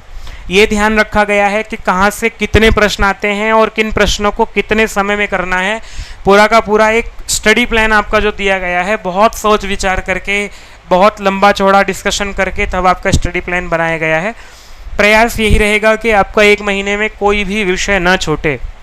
2300 रुपये आपके लिए फ़ीस रखी गई है। और संस्कृत सप्ताह महोत्सव में ऑफ़र आपके लिए एक और है, डबल वैलिडिटी ऑफ़र है, क्योंकि अभी आपकी हायर एजुकेशन की परीक्षाएं भी आ रही हैं। यूपी में एग्ज़ाम की डेट आ गई है, 5 चरणों में परीक्षा होनी है। 30 अक्टूबर से लेकर के नवंबर में पूरे में आपकी परीक्षा होनी है। तो आपके लिए वहाँ भी ये लाभदायक होगा, और कहीं भी राजस्थान में परीक्षा है वहाँ लाभकारी होगा। इस तरह से जो भी हायर एजुकेशन की परीक्षाएं होंगी उन सब में लाभकारी होगा। उत्तराखंड में अभी वैकेंसीज आने वाली हैं जल्दी ही, और वहाँ भी आपके लिए ये सब लाभकारी होगा। तो 1 वर्ष के लिए आपको समय इसका मिलेगा। अभी ले लेते हैं संस्कृत सप्ताह महोत्सव के अंतर्गत डबल वैलिडिटी भी आपको मिल जाएगी। ठीक है जी। 11वां प्रश्न पर आ जाते हैं। त्रिभिश्चतुर्भिर्वा सह मंत्रयेत। ये आपको कहाँ से दिख रहा है? ये दिखाई देगा आपको अर्थशास्त्र से, कि 3 मंत्रियों के साथ या 4 मंत्रियों के साथ मंत्रणा करे। ये जो है एक उक्ति है। कारण दिया गया आर, एकेन अर्थकृच्छ्रेण निश्चयम नाधिगच्छेत। क्योंकि एक से यदि हम लोग चर्चा करते हैं तो उससे निश्चय नहीं हो पाता है। द्वाभ्याम मंत्रयमाणो द्वाभ्याम संहताभ्याम अवगृह्यते विगृहीताभ्याम विनाश्यते। अगर 2 लोगों से हम मंत्रणा करते हैं, कोई दोनों संगत हो जाएं तो ठीक है, अच्छी बात है। दोनों सहमत हो जाएं तो, और दोनों सहमत ना हो तो विनाश हो जाता है। तो इसलिए कहा ततः परेषु, इससे अधिक कृच्छ्रेण अर्थ निश्चयो गम्यते। बहुमत से जो है वो अर्थ का निश्चय हो जाता है। ऐसा जो है दूसरा कथन है आर। एक कथन है 3-4 मंत्रियों के साथ मंत्रणा करे, दूसरा कथन जो है वो एक कारण है। तो अब आप इनमें से उत्तर दीजिएगा, समुचित विकल्प चुनिएगा। ए तथा आर जो है दोनों ही असत्य हैं। एक तो ये हुआ। उभौ अपि सत्यम, दोनों सत्य हैं। इति उचितम कारणमस्ति इत्यस्य, ए जो है वो आर जो है वो उचित कारण है, यहाँ पर नहीं लिखा हुआ है। आर उचित कारण है ए का, दूसरा ये हो गया है। तीसरा है ए तथा आर दोनों ही सत्य हैं किंतु आर ए का उचित कारण नहीं है। चौथा है ए आर दोनों ही असत्य हैं। ए सत्य है, आर असत्य है। तो चलिए मैं उत्तर दे देता हूं इसका। दोनों ही कथन जो हैं वो सत्य हैं। पहली बात तो ये है लेकिन और इसी के साथ कहा है कि आर जो है वो ए का उचित कारण है। बिल्कुल सही बात जो है वो ये हो जाती है। कारण बात क्या है? बात ये है कि कहा गया कि 3 मंत्रियों से बात करे या 4 से, मतलब मंत्रियों की संख्या कितनी होनी चाहिए, या कोई भी मंत्रणा करे, मंत्रणा करते समय कितने मंत्री होने चाहिए। तो इन्होंने कहा कि 3 से बात करें या 4 से बात करें। ये तो सामान्य वाक्य हुआ, कथन हुआ। अब इसका कारण बताया है कि कारण क्या है? कारण बता रहे हैं कि 1 से मंत्रणा करेंगे तो निश्चय हो ही नहीं पाएगा। वो अपने मन वो कोई बात ठीक कहेगा तो बढ़िया बात नहीं होगी, मतलब उससे बात जो है वो सही निर्णय पर हम नहीं पहुंच पाएंगे। 1 से 2 से मंत्रणा करेंगे, दोनों ही अगर सहमत हो गए तो अच्छी बात है, सहमत ना हुए तो फिर नाश हो जाएगा। तो इसलिए 2 से भी बात नहीं बनेगी। इसलिए कहा कि 3 या 4 मंत्री जो हैं वो 3 या 4 लोगों के साथ राजा बात करे किसी भी विषय को सुलझाते हुए, क्योंकि बहुमत से फिर निर्णय हो जाता है। ये विषय यहाँ पर रखा गया है अर्थशास्त्र में। प्रथम अधिकरण में, प्रथम अधिकरण पूरा लगा हुआ है। मंत्री प्रकरण जहाँ पर आता है वहाँ ये सारा का सारा मंत्रणा प्रकरण दिखाई दे जाएगा आपको। तो बी उत्तर ठीक हो जाता है आपका। ठीक है जी। हाँ, उत्तर 11 का भी पूनम शर्मा जी ने दिया है, वो बिल्कुल ठीक है। यूजीसी का कोड क्या है ये पूछ रहे हैं, संस्कृत का। संस्कृत में यूजीसी नेट में 2 कोड से परीक्षा होती है। जो एमए लोग कर रहे हैं उनके लिए 25 कोड की परीक्षा होती है। आपको कहीं भी महाविद्यालय में लगना है, विश्वविद्यालय में लगना है, तो 25 कोड जो है वो सामान्य है, कॉमन है, जो आपको आधुनिक विषय एमए पढ़ाया जाता है उसके लिए। लेकिन जो 73 कोड है वो आचार्य करने के लिए है। जो लोग आचार्य करके आए हैं वो 73 कोड से परीक्षा दे सकते हैं। और जहाँ कहीं जैसे संपूर्णानंद संस्कृत विश्वविद्यालय है वहाँ पर आपको परीक्षा जो होती है वो शास्त्रीय परीक्षा होती है, तो उनके लिए 73 कोड मान्य होता है। 12वां प्रश्न है भाषा वैज्ञानिकैः भाषाः कतिधा वर्गीकृताः।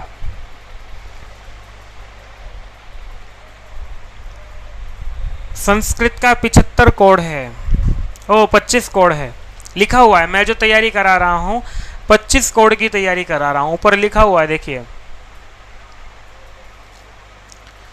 कितने भाषा वैज्ञानिकों ने भाषा को कितने प्रकार से वर्गीकृत किया है?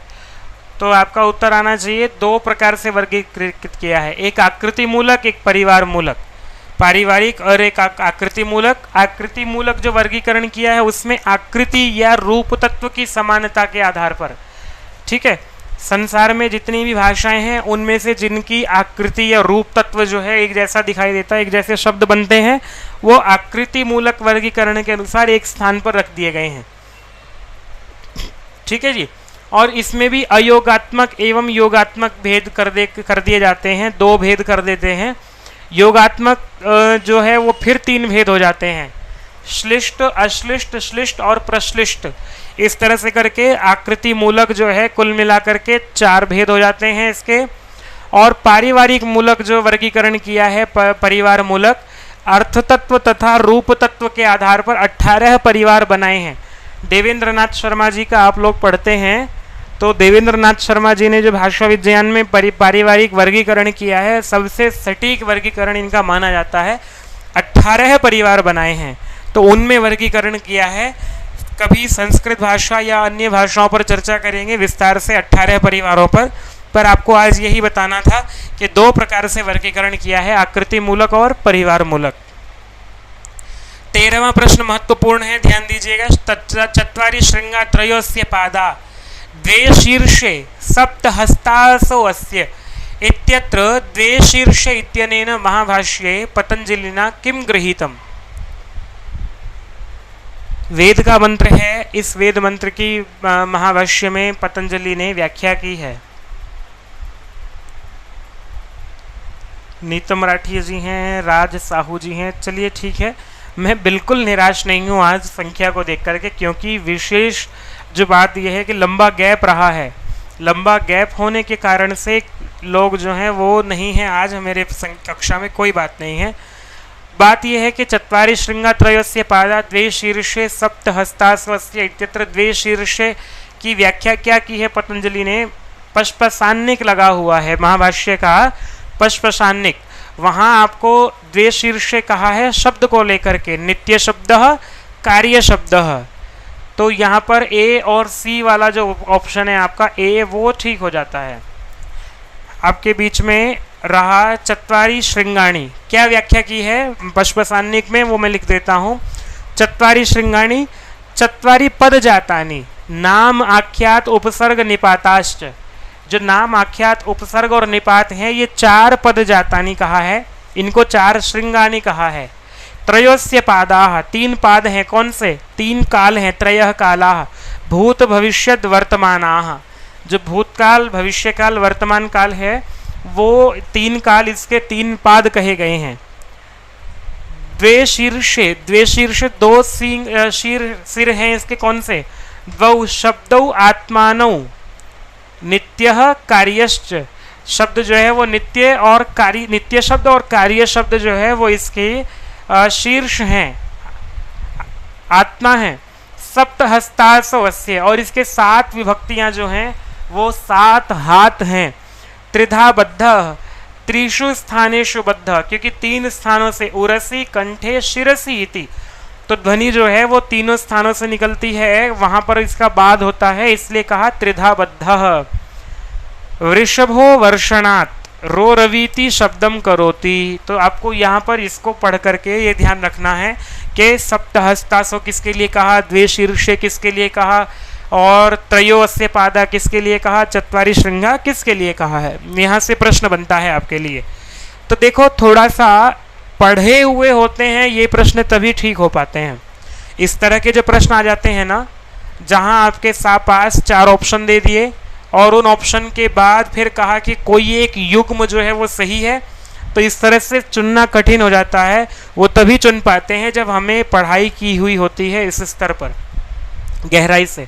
तुम बहुत मन लगा के तैयारी कीजिएगा, बाकी की विषय हम पर छोड़ दीजिएगा, क्या तैयार करना है, कैसे करना है। प्रतिदिन कक्षा में जुड़िए, वो काम बताना रहेगा हमारा। बस आप पढ़ते रहिए, जो बताया जाता है उसकी तैयारी करते रहिए। हमारे साथ तैयारी करना चाहते हैं, अपना अध्ययन करते हुए, प्रश्न हमारे साथ करते हुए तैयारी कर सकते हैं आप लोग। प्रिंस जी जुड़े हैं, स्वागत है आपका। 14वां प्रश्न है, न्याय सिद्धांत मुक्तावली के अनुसार व्याप्ति का लक्षण क्या है?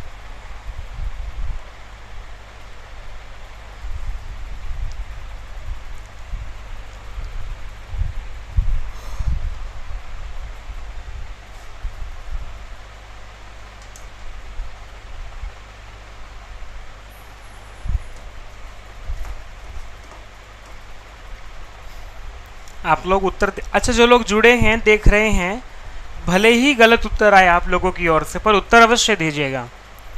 व्याप्ति का लक्षण पूछा है, क्या है यहाँ पर? तो साध्यवद अन्यस्मिन् असंबंध व्याप्यस्य पक्षवृत्तित्वधीः हेतुमन्निष्ठ विरह अप्रतियोगिना साध्येन हेतौ एकाधिकरण्यम शिषाधीशा विरह विशिष्टा सिद्ध्य भावः। क्या है इसमें से? अच्छा, आरती जी हैं, मुझे जो असल में दिखाई देता है वो ही बोलना होता है। तो क्या है इसमें से उत्तर? आपके सामने ये रहा। व्याप्ति ही जो है उसके लिए कहा साध्यवद अन्यस्मिन् असंबंध उदाहृतः न्याय सिद्धांत मुक्तावली में। तो आपके लिए ए ठीक हो जाता है। इसके बाद युग्म कहा अथवा हेतुमन्निष्ठ विरहा प्रतियोगिना साध्येन हेतोः एकाधिकरण्यम व्याप्ति ही उच्यते। तो यहाँ पर जो है दोनों ए और सी कूट आपका जो है वो ठीक हो जाता है। ठीक है जी, ए ऑप्शन आपका ठीक हो जाता है। पढ़िएगा इसको, व्याप्ति के विषय में जो है न्याय सिद्धांत मुक्तावली से प्रश्न आया है, अनुमान खंड लगा हुआ है न्याय सिद्धांत मुक्तावली का अनुमान खंड। लो भैया सरल प्रश्न आ गया है, मनुमते वेद प्रदानात् आचार्य परिचक्षते। मनु के मत में वेद प्रदान करने से आचार्य को क्या कहा गया है?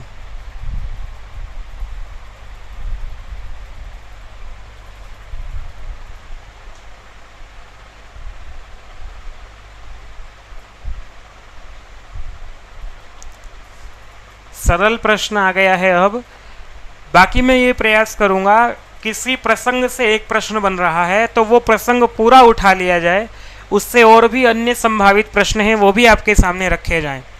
तो ये लीजिए, पितरम कहा है आपके सामने, सी ऑप्शन इसका है। कैसे है? मनुस्मृति के दूसरे अध्याय के ये श्लोक है, 169 से लेकर के 71 तक 3 श्लोक।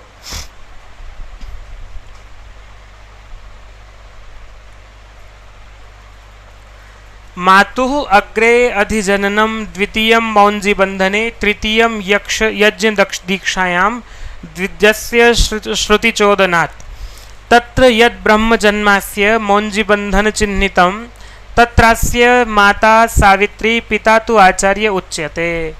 वहाँ जब इसका बंधन होता है, वेद प्रदान करने के समय जो आचार्य है वो इसका मौंजी बंधन करता है, माता वहाँ सावित्री कही जाती है और आचार्य जो है वो पिता कहा जाता है। जिस समय विद्यार्थी का वेदारंभ संस्कार करा जाता है उस समय वेद प्रदानात् आचार्यम पितरम परिचक्षते। वेद प्रदान करते समय जो है वो आचार्य को पितर कहा जाता है। नहीं अस्मिन् युज्यते कर्म किंचित आ मौंजी बंधनात्। मौंजी बंधन से लेकर के इसका और कोई कर्म नहीं होता है, सब आचार्य के अनुसार इसको करना होता है, तो पितरम इसकी संज्ञा हो जाती है। ठीक है जी, सी उत्तर है इसका। 16वां प्रश्न है, महत्वपूर्ण है। रणेषु तस्य प्रहिताः प्रचेतसा सरोष हुंकार परांग मुखीकृताः प्रहर्तुरेवोरग राजरज्जवो जवेन कंठम सभयाः प्रपेदिरे। शिशुपाल वधम से श्लोक आया है और इसमें किस दिक्पाल का वर्णन किया गया है? यदि आपने शिशुपाल वधम पढ़ा हो, प्रथम सर्ग लगा हुआ है, उससे पूछा है रणेषु तस्य प्रहिताः प्रचेतसा। तो ये प्रचेतस शब्द जो है ये दिक्पाल के लिए प्रयोग किया गया है। किसी, आप उत्तर दीजिएगा किसके लिए कहा गया है, किस दिक्पाल की चर्चा यहाँ पर की गई है? मैं आपको बता देता हूँ, वरुण के लिए यहाँ पर चर्चा की गई है। वरुण ने क्या किया, जब रावण के ऊपर अपना जो नाग पाश फेंका था, तो जैसे ही उधर से हुंकार भरी रावण ने, वो नाग पाश उसको डर करके उल्टा और वरुण के पास ही लौट करके आ गए। ये प्रसंग है इसमें। आपके लिए वरुण उत्तर है। मैं आगे श्लोक पूरा का पूरा आपके बीच में लिख करके लेके आया हूँ, पढ़ा देता हूँ क्योंकि फिर से प्रश्न आपके बीच में ना आ जाए। 56वां श्लोक है पहले सर्ग का, 56वां। रणेषु तस्य प्रहिताः प्रचेतसा युद्धेषु वरुण प्रेषिता नागपाशाः। ये इसका भावार्थ जो है वो बन जाता है कि प्रचेतसा, प्रचेतसा प्रचेतस के द्वारा, वरुण के द्वारा जो प्रहिता प्रयोग किए गए जो उस नागपाश हैं, तस्य समर्ष हुंकार व्यावर्तिता। सरोष हुंकार, हुंकार जो उसने रोष के साथ भरी थी रावण ने, उसके हुंकार के साथ परांगमुखी कृता, परांगमुख कर दिए हैं, उल्टे लौटा दिए गए हैं। ठीक है। प्रहर्तुः एव, प्रहर्तुः प्रहार कौन करने वाला था? प्रचेतस था, वरुण था, उल्टे वरुण के ऊपर ही आ गए हैं वो। उरग राज रज्जवः, उरग राज जो नाग, उरग राज, उरग कहते हैं सांप को, सांपों का जो राजा होता है कौन? वासुकी नाग। वो जो वासुकी नाग था वो रज्जवः, वो रज्जू, सांप रज्जू बन करके जिसके पास रहते हैं। जवेन वेगेन, वेग के साथ, कंठम सभयाः, भय के साथ, कंठम प्रपेदिरे, उल्टे वरुण के ही कंठ में आकर के वो लिपट गए।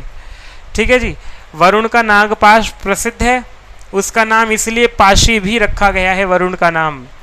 तो जैसे ही मंत्र पूर्वक प्रयोग किया, धनुष से बाण छोड़ा वरुण ने, तो वो सर्प जो हैं उल्टे रावण की हुंकार जब सुन करके वापस इसके पास आ गए हैं। आप विशेष रूप से पढ़िएगा जाकर के इसको। 17वां प्रश्न है, तो रावण की प्रशंसा, मतलब रावण का जो स्थिति है उसके विषय में बताया गया है। रावण इतना बलशाली है कि उसकी हुंकार में ही इतना सामर्थ्य है।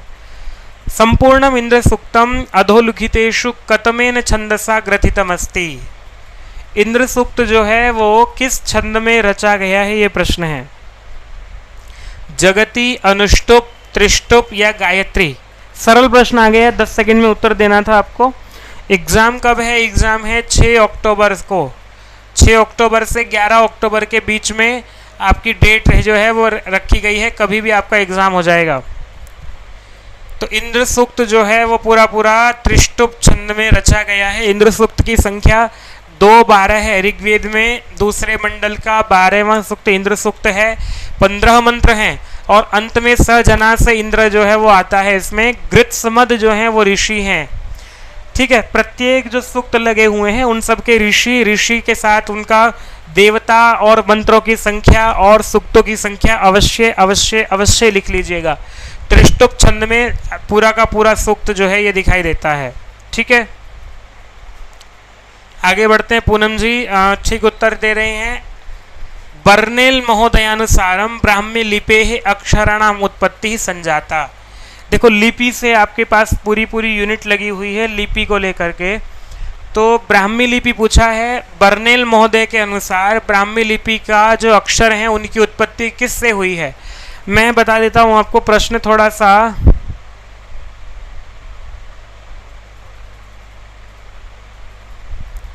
मैं यूजीसी नेट पढ़ा रहा हूँ, सीटेट नहीं पढ़ा रहा हूँ भाई। NET, national eligibility test. ये टेस्ट वो टेस्ट है जो आपको सहायक अध्यापक नहीं, सहायक आचार्य बनाता है, असिस्टेंट प्रोफेसर बनाता है जो। तो ब्राह्मी लिपि के अक्षरों की उत्पत्ति जो है बर्नेल ने कहा कि अरमैक से हुई है। अरमैक के अक्षरों से पूरा का पूरा प्रसंग है। ब्राह्मी लिपि को लेकर के जो पाश्चात्य विद्वान हैं उनके अपने अपने मत हैं।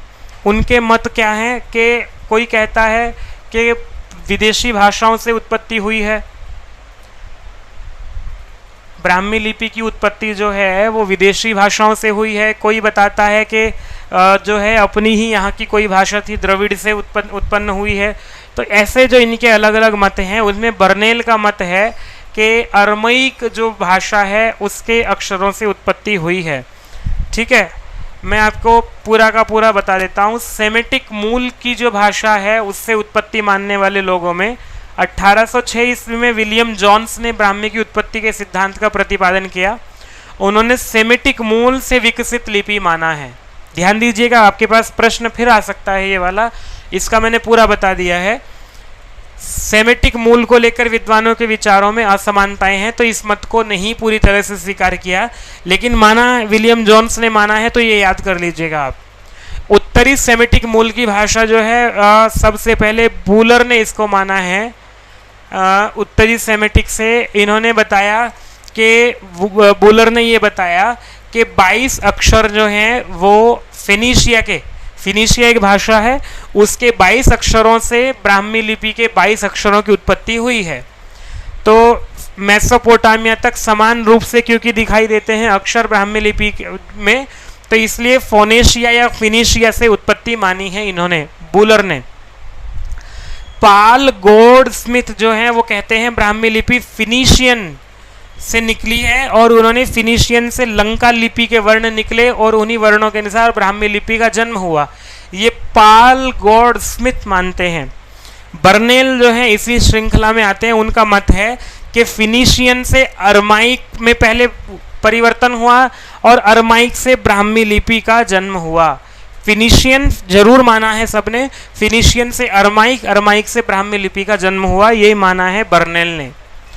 तो भाषा विज्ञान पर थोड़ा सा कभी आगे और प्रसंग रहेगा तो पूरा इसको बताएंगे ही विस्तार से।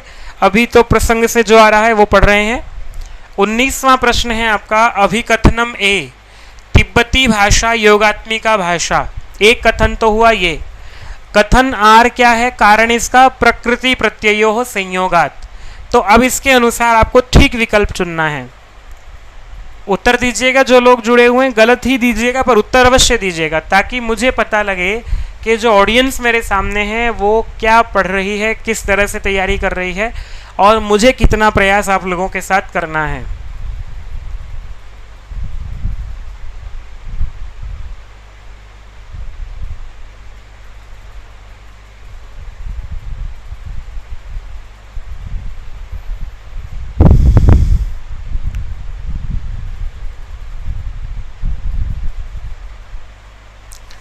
चलिए, आप लोगों के पहली बात तो ये है कि तिब्बती योगात्मिका भाषा और अयोगात्मिका दो रूप मैंने अभी बताए थे आपको।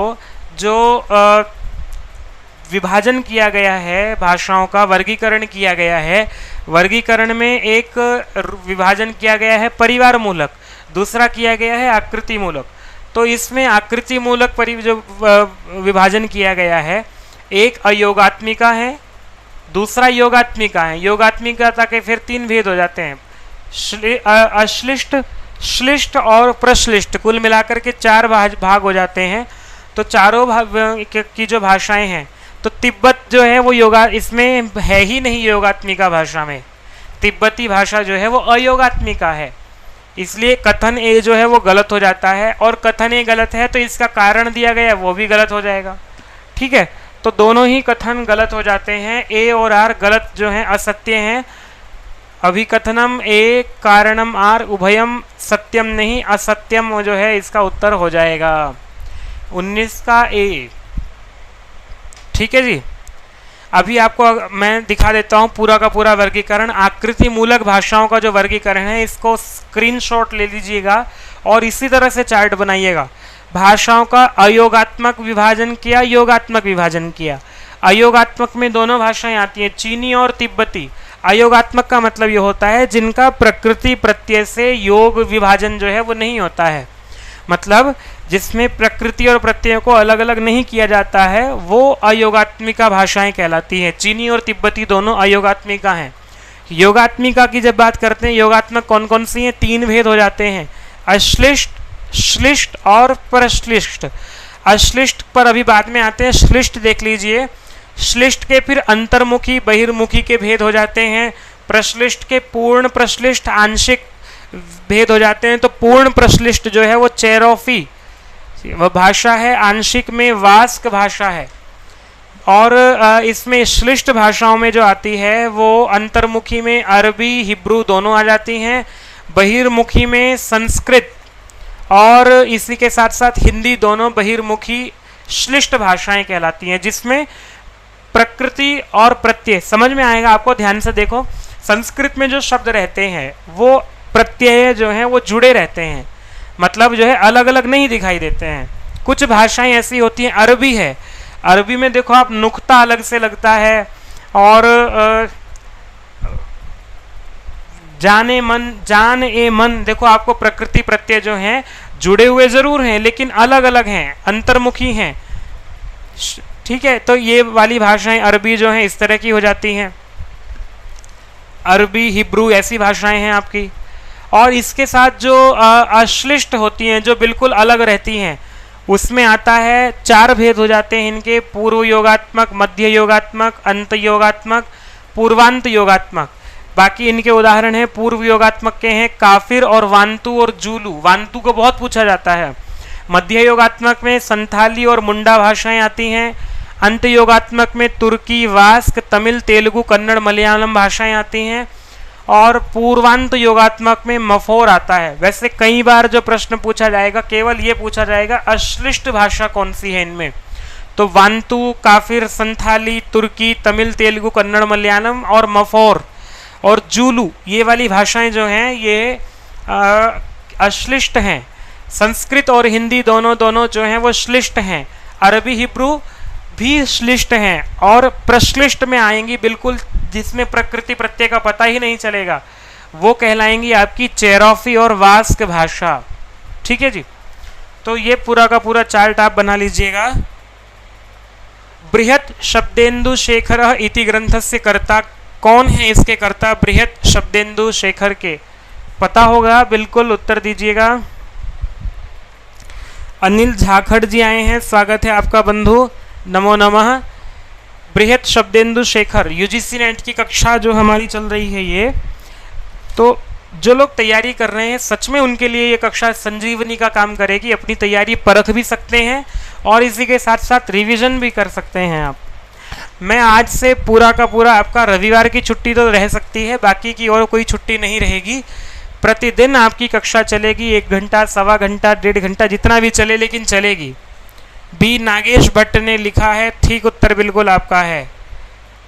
कौन दे रहे हैं उत्तर? ये अभिषेक राज जी, क्या बात है अभिषेक जी। इसका मतलब यूजीसी नेट की तैयारी करने का मूड हो गया है आपका। DSSB में आप अध्यापक बन जाएं, बड़ी मेरी शुभकामनाएं हैं। पूनम शर्मा जी भी बी कह रही हैं। नागेश भट्ट उत्तर ठीक है। कैयट ने प्रदीप टीका लिखी है महाभाष्य की, ठीक है जी। और जयादित्य वामन ने, दोनों ने काशिका वृत्ति लिखी है। चिंतामणि मुझे नहीं पता लगा कौन है, देखा नहीं। आप लोगों को पता है क्या चिंतामणि मणि क्यों दिया गया है यहाँ पर? बाकी नागेश भट्ट ने बृहत् शब्देन्दु शेखर लिखा ही है। योग दर्शनानुसारेण अधोंकितेषु कस्य ग्रहणम क्रिया योगो अस्ति। सरल प्रश्न आ गया है। क्रिया योग को आपके पास योग दर्शन पूरा लगा हुआ है। योग दर्शन से दूसरा पाठ जो है, पहला ही सूत्र वहां पर लिखा हुआ है, तो उसमें किस किस का क्रिया योग के अंतर्गत ग्रहण किया गया है ये पूछा है यहाँ पर। चलिए अभिषेक जी तैयारी कीजिए, पाठ्यक्रम लिखिएगा अपना पूरा। सबसे पहला काम होता है पाठ्यक्रम को देखना। मैं आपके बीच में कल पाठ्यक्रम लेकर के आऊँगा, मैं किस दिन क्या पढ़ाऊँगा आपको। क्रिया योग में जो है किसका ग्रहण किया गया है? स्वाध्याय का कह रहे हैं। तपः स्वाध्यायेश्वर प्रणिधानानि क्रिया योग। ये लीजिए, तपः स्वाध्यायेश्वर प्रणिधानानि क्रिया योग साधन पाद में आया है। पहला पाद समाधि है, दूसरा साधन है, तो पहला ही सूत्र है ये वाला। ठीक है जी। बाकी के ये जो हैं ये समाधि पाद के अंतर्गत आते हैं। प्राणायाम और ध्यान और शौच भी ये तो खैर बाह्य आ जाता है। तो तप, स्वाध्याय और ईश्वर प्रणिधान तीनों को मिलाकर के क्रिया योग कहा है पतंजलि ने योग दर्शन में, महाभाष्य में, ओ योग दर्शन में, योग सूत्र में। महाभारतस्य वन पर्वणि के उपाख्याने स्तः। लो जी, सरल प्रश्न आ गया है आपके लिए, उत्तर दीजिएगा। राज साहू जी भी उत्तर दे रहे हैं। हम तो अकेले ही चले थे मंजिल की तरफ जानिब, लोग मिलते चले गए कारवां बढ़ता गया। लोग जुड़ते गए, कारवां बढ़ता गया। तो आज हमारी कुछ स्थिति ऐसी ही हो रही है। पहले एक ही व्यक्ति उत्तर दे रहा था, फिर 2 ने उत्तर देना शुरू किया, अभी 4 लोग उत्तर दे रहे हैं। तो ये प्रसन्नता का विषय, 5 लोग उत्तर दे रहे हैं। वन पर्व में कौन कौन से उपाख्यान आते हैं? उपाख्यान DSSB में भी प्रश्न आ सकता है ये। तो जो लोग DSSB की तैयारी कर रहे हों उनके लिए भी ये संजीवनी जो है, देखो एक प्रश्न को ऐसे इकट्ठा करना पड़ता है भैया जब तैयारी करते हैं तो। ठीक है, तो शकुंत रामोपाख्यान और मत्स्योपाख्यान दोनों आए हैं ये वाले, है ना। डी उत्तर दे रहे हैं, D एवं A, शकुंतलोपाख्यान और रामोपाख्यान बता रहे हैं आप। C उत्तर भी आया है, C कह रहे हैं B एवं D। लो भैया, B और D जो है वही ठीक उत्तर मुझे भी याद आ रहा है। अभिषेक राज जी क्या कहते हैं आप? मुझे एक बार, अरे वाह, मुझे भी यही याद आया। तो यही उत्तर है आपका, B और D, मत्स्योपाख्यान रामोपाख्यान दोनों मिलकर के जो है। लो भैया मैंने लिख लाया हूँ। आदि पर्व में क्या है? शकुंतलोपाख्यान, ययाति उपाख्यान और कद्रु विनतोपाख्यान, ये आदि पर्व में है। सभा पर्व में शिशुपाल उपाख्यान है, शिशुपाल वधम जो यहाँ से लिखा गया है। वन पर्व में नल, राम उपाख्यान, शिव्य उपाख्यान, शिवी, और मत्स्य उपाख्यान, सावित्री उपाख्यान, किरातार्जुनियम और नल चंपू, ये सब जो हैं वन पर्व से लेकर के लिखे गए हैं, सारे उपाख्यान वहीं आते हैं। उद्योग में अम्ब उपाख्यान, और शल्य पर्व में आता है उरुभंग, खिल पर्व में आता है हरिवंश पुराण। ठीक है, ध्यान कर लीजिएगा, स्क्रीनशॉट ले लीजिएगा, ठीक है, और वो कर लेना पहले लैंडस्केप मोड में। चलिए, सर्व प्राचीन रचनायाः प्राथम्येन कालक्रमानुसारम उचितम उत्तरम चिनुत। कालक्रम कवियों का बहुत बहुत बहुत महत्वपूर्ण होता है, और आपको एक ये पहले जो प्रश्न आता था केवल एक का पूछते थे, ये पूछ लेते थे, मान लिया पहले प्रश्न जो आता था वो ये आता था, इनमें से प्राचीनतम कौन है, ये अर्वाचीन कौन है, ऐसे कोई प्रश्न पूछ लेते थे पहले। अब देखो आपको कंपटीशन टफ कर दिया है, मतलब आपको ढंग से ही पढ़ना पड़ेगा। 4 दे दिए हैं, चारों को सजाना है, पेंटिंग बनानी इनकी क्रम से। तो 23वां प्रश्न जो है वो आपको सबसे, देखो कौन है, रघुवंश सबसे प्राचीन दिखाई देगा, कालिदास का। कालिदास का समय क्या है बताया हुआ है, प्रथम ईस्वी पूर्व, ईसा पूर्व, ईस्वी पूर्व नहीं ईसा पूर्व, प्रथम ईसा पूर्व शताब्दी भी है। ठीक है, इसके बाद आ जाते हैं बाणभट्ट, 7वीं शताब्दी का समय इनका रहता है। नैषद चरितम जो है वो श्रीहर्ष का समय क्या रहेगा, नल चंपू का तो 10वीं शताब्दी है, और नैषद का मेरे विचार से 12वीं शताब्दी होना चाहिए। श्रीहर्ष का समय देख लेते हैं, लिखा होगा कहीं को, हाँ 12वीं शताब्दी उत्तरार्ध है। ठीक है, कालिदास प्रथम शताब्दी ईसा पूर्व, बाणभट्ट 7वीं शताब्दी का पूर्वार्ध, त्रिविक्रम भट्ट 10वीं शताब्दी का पूर्वार्ध, और श्रीहर्ष का 12वीं शताब्दी का उत्तरार्ध। तो उत्तर आपका ठीक हो जाता है जी बी। बी उत्तर देने वालों में अनिल झाखड़ जी भी हैं, और इसी के साथ साथ पूनम शर्मा जी भी हैं। बाकी नीतम जी गलत, कोई बात नहीं है, गलत हो जाता है, लेकिन एक बात विशेष ये है कि एक कक्षा में आने से यदि एक प्रश्न ठीक हो जाता है। अच्छा, वो 22 का उत्तर था, 23 का उत्तर नहीं था, 23 की बात कर रहे हैं हम लोग। नैषद चरिते कति सर्गाः सन्ति, लो भैया सरल प्रश्न आ गया है, सबका उत्तर ठीक हो जाएगा। कुछ प्रश्न ऐसे भी पूछ लिए जाते हैं, कितने सर्ग हैं नैषद चरितम में,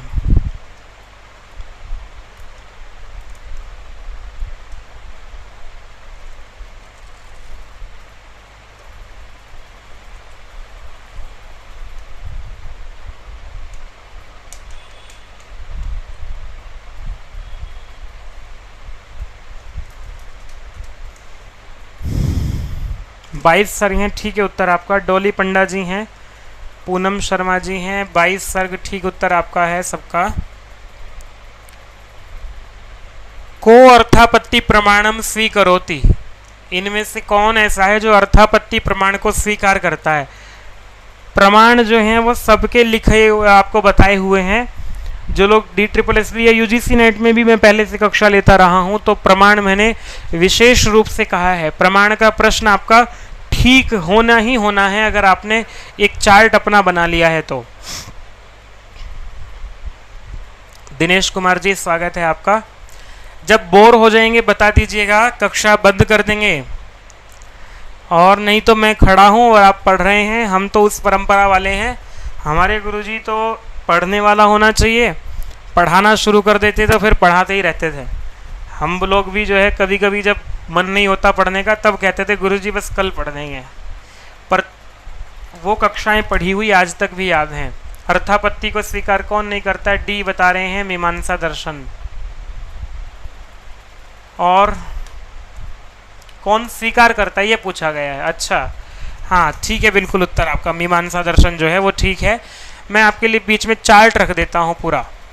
क्या चार्ट है, चारवाक जो है वो प्रत्यक्ष को मानता है केवल, जैन जो है वो प्रत्यक्ष अनुमान को मानते हैं, बौद्ध भी प्रत्यक्ष अनुमान को मानते हैं, वैशेषिक भी प्रत्यक्ष अनुमान को मानते हैं।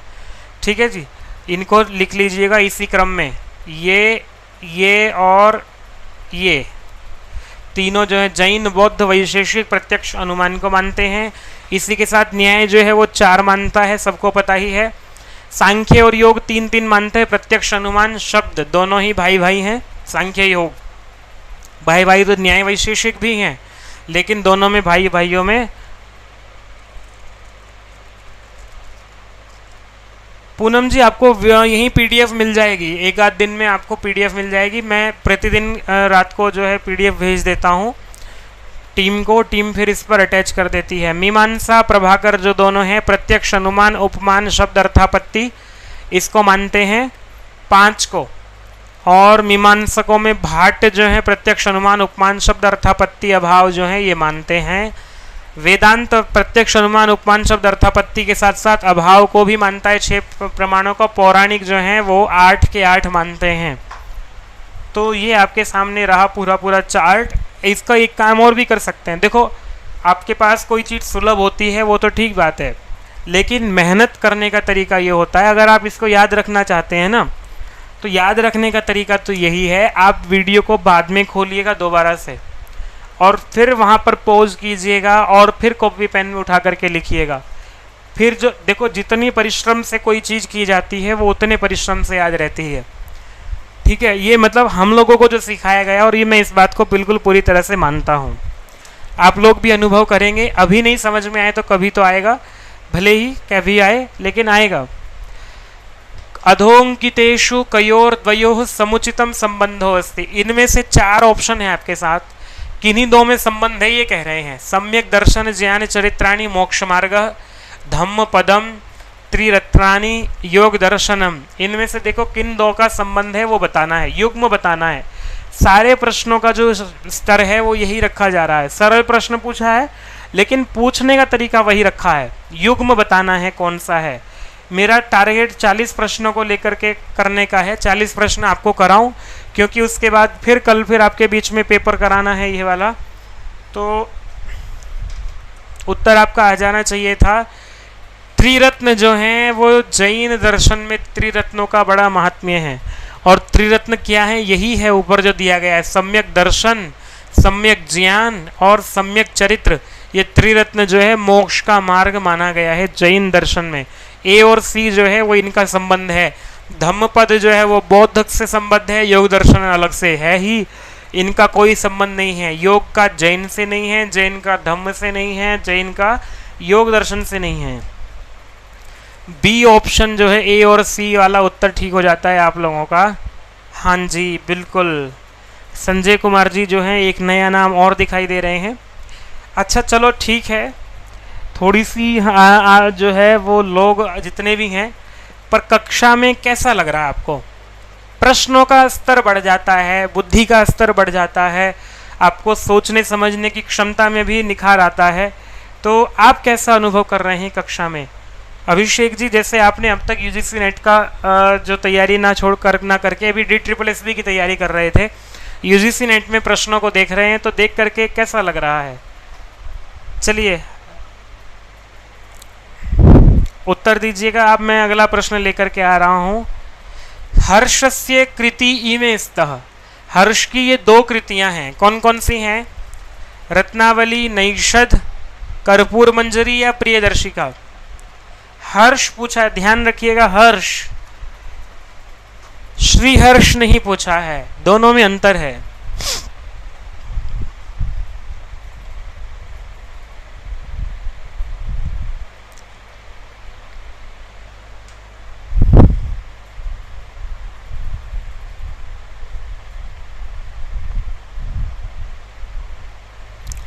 चलिए मैं ही बता देता हूं। कर्पूर मंजरी जो है वो राजशेखर का सट्टक है। नैषद जो है ए कह रहे हैं, ए एवं डी। लो भैया उत्तर ठीक देने वाले लोग आ गए हैं, ए और डी। रत्नावली और प्रियदर्शिका दोनों हैं। संजय कुमार जी, जितेंद्र कुमार जी का उत्तर ठीक है, पूनम शर्मा जी का ठीक है, अभिषेक राज जी का ठीक है। बिल्कुल बिल्कुल बिल्कुल, राजशेखर का जो कर्पूर मंजरी है वो 7वीं शताब्दी में पूर्वार्ध में हुए हैं, और इनकी 3 रचनाएं हैं, प्रियदर्शिका, रत्नावली और नागानंद। ठीक है, नागानंद नाटक है, बाकी ये दोनों जो हैं नाटिकाएं हैं। हर्ष का समय जो है वो 7वीं शताब्दी रहा है, ए और डी इसका। 28वें प्रश्न की ओर चलते हैं। ये है अधस्तनेषु पतंजलि प्रतिपादितेषु व्याकरण प्रयोजनेषु नास्ति, नास्ति पूछा है, इनमें से व्याकरण प्रयोजन बताए हैं। रक्षार्थम, ऊह, आगमः, संदेहार्थम। तो व्याकरण पढ़ना चाहिए, क्यों पढ़ना चाहिए, उसके क्या प्रयोजन है, उन पर चर्चा करते हुए पतंजलि ने महाभाष्य के पशपशान्निक में एक पंक्ति लिखी है, कुछ प्रयोजन बताए हैं, तो उनमें से कौन सा ऐसा प्रयोजन है जो नहीं है।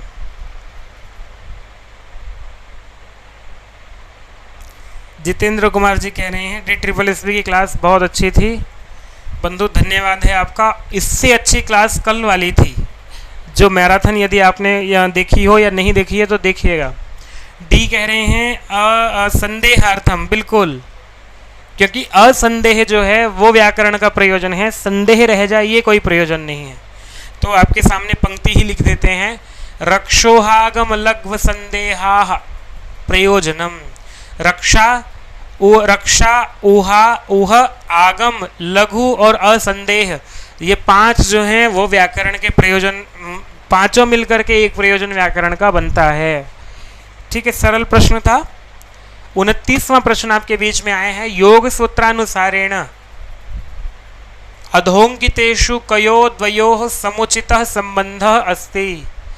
किस किस में जो है वो समुचित संबंध आपको दिखाई दे रहा है यहाँ पर।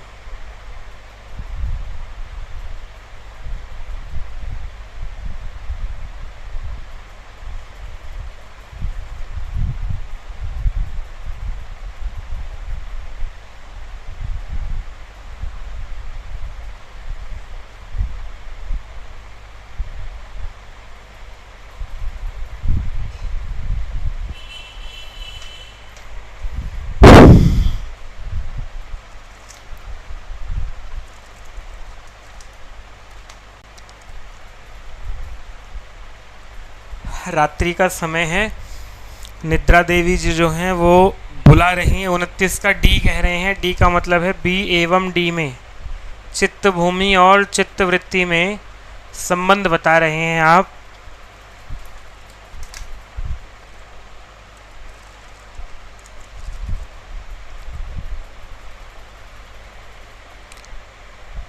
बी ए एवं डी में अनुमान प्रमाण में प्रमाण विपर्य विकल्प निद्रा स्मृतयः, तो उत्तर जो है वो बी हो जाता है जी आपका। चित्त वृत्तियों में और प्रमाण में संबंध है। चित्त भूमियाँ अलग हैं, चित्त वृत्तियाँ अलग हैं, यम अलग हैं। इनका संबंध जो है प्रमाण से, अनुमान मतलब प्रमाण से परीक्षण करके चित्त की वृत्तियों को जो है वो समेटने का यहाँ पर कुछ ऐसा प्रकरण है। विस्तार से तो फिर चर्चा कर लेंगे। आज 30वां प्रश्न आपके सामने है। काव्य प्रकाश के अनुसार काव्य प्रयोजनम किम अभीप्सितम भवति। क्या है इनमें से काव्य प्रयोजन जो है वो। ध्यान रखिएगा, काव्य हेतु अलग होते हैं, काव्य प्रयोजन अलग होते हैं। प्रश्न पूछा है प्रयोजन क्या है।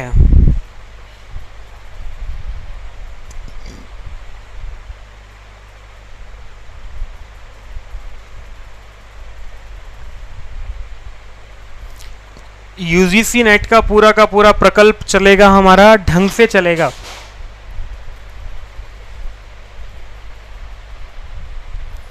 सी कह रहे हैं, सी का मतलब है सी एवं डी। प्रयोजन पूछा है ना, तो प्रयोजन क्या है। काव्यम यशसे अर्थकृते व्यवहार विदे, तो यश और व्यवहार दोनों के लिए दोनों प्रयोजन है। शक्तिर निपुणता लोकशास्त्र काव्याद्यवेक्षणात् काव्यज्ञ शिक्षयाभ्यास इति हेतुस्तदुद्भवे, ये दोनों हेतु हैं और ये दोनों प्रयोजन हैं। तो यश और व्यवहार बी और सी किस में आ रहा है भैया, बी और सी आ रहा है बी में, तो उत्तर हो जाता है बी। ठीक है जी, बिल्कुल यश और व्यवहार, क्या बात है। महाभारतस्य टीकाकाराणां कया टीकया सह संबंधः। देखो भैया मैं इसका उत्तर, अरे उत्तर लिखा हुआ आ रहा है पहले ही, इसका उत्तर आप देख लेना। आगे बढ़ जाता हूँ मैं, क्योंकि इसका मुझे भी याद कुछ नहीं है इनमें से। मैंने कभी महाभारत की टीकाओं पर ध्यान भी नहीं दिया। प्रश्न आया हुआ है, मैं देख नहीं पाया, लेकिन उत्तर आपके सामने लिखा हुआ है। ए का मतलब ये है ए के साथ तीसरा नंबर, ए के साथ तीसरा नंबर ये, बी के साथ पहला नंबर, बी का देवबोध के साथ ज्ञान दीपिका, सी के साथ चौथा नंबर, सी का मतलब नारायण के साथ निगूढ़ार्थ पदबोधिनी, डी के साथ जो है वो वरदराज के साथ लक्षाभ टीका विषम श्लोकी। तो इनको लिख लीजिएगा और ध्यान याद कर लीजिएगा, इससे प्रश्न पूछ लिया जाता है। इससे पहले मेरी जानकारी में प्रश्न नहीं आया था, मैंने पहली बार ये प्रश्न देखा है। कभी कभार एक आध टीका पूछी गई हो तो पूछी गई हो, नहीं तो नहीं पूछी गई थी अब तक। कर्षको वृत्ति क्षीणः प्रज्ञा शौच युक्तः कौटिल्य मते कस्य वैशिष्ट्यमस्ति। लो भैया, कौटिल्य का अर्थशास्त्र आपने पढ़ा होगा, तो नहीं पढ़ा होगा तो पढ़ लीजिएगा। तो उसमें पूछा है कि एक किसका लक्षण है, किसका वैशिष्ट्य है। मैं बता देता हूँ, थोड़ा सा जल्दी करते हैं क्योंकि मैं चाह रहा हूँ 40 प्रश्न पूरे हो जाएं। कुछ एक प्रश्नों पर और चर्चा करनी है आपसे। तो ये गृहपति के लक्षण हैं। कर्षक वृत्ति क्षीण प्रज्ञा शौच युक्तः, ये गृहपति जो है वो होना चाहिए, ऐसा कर लेंगे चर्चा अभी विस्तार से, इसको पढ़ाएंगे तो हैं ही एक बार। उपाध्याय दधीते आपको याद होगा, सबको सरल प्रश्न है। अपादान संज्ञा विधायकः पाणिनिर नियमः कः। ये उत्तर गलत नहीं होना चाहिए किसी का।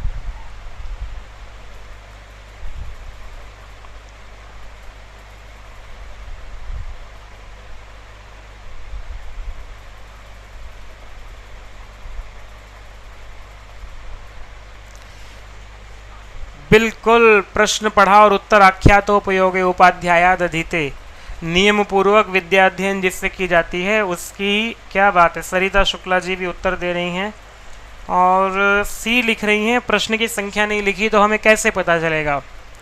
पराजयर सोढ़ अध्ययनात् पराजयते भुवः प्रभवः हिमालयात् गंगा प्रभवती जनिकर्तो प्रकृति ब्रह्मणः प्रजा प्रजायन्ते। इनके उदाहरण आपको लिख लेने चाहिए ऐसे करके, तो आख्यातोपयोगे उत्तर सबका ही ठीक आएगा बिल्कुल। अथवा कृतवाग्द्वारे वंशेस्मिन् पूर्वसूरिभिः मणोवज्र समुत्कीर्णे सूत्रस्येवास्ति मे गति पद्येस्मिन् इति पदम मे इति पदम केन संबद्धम। मे में कौन सी विभक्ति है?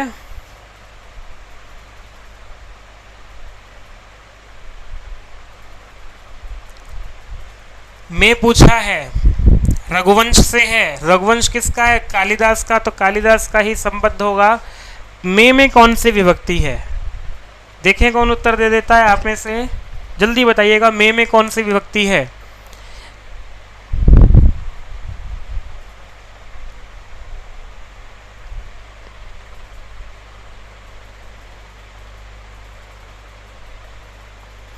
सी उत्तर सबका ठीक है। मैं आगे बढ़ता हूं। में कौन सी विभक्ति है, ये उत्तर चाहिए आप लोगों से। देखें कौन उत्तर देता है। किसका संबंध जो है वो किससे है, आप उत्तर दीजिएगा। अरे अभिषेक राज जी, DSSB का पेपर कैसे दोगे? में आप सप्तमी विभक्ति बताओगे, DSSB में फेल हो जाओगे भाई, ऐसा मत करो।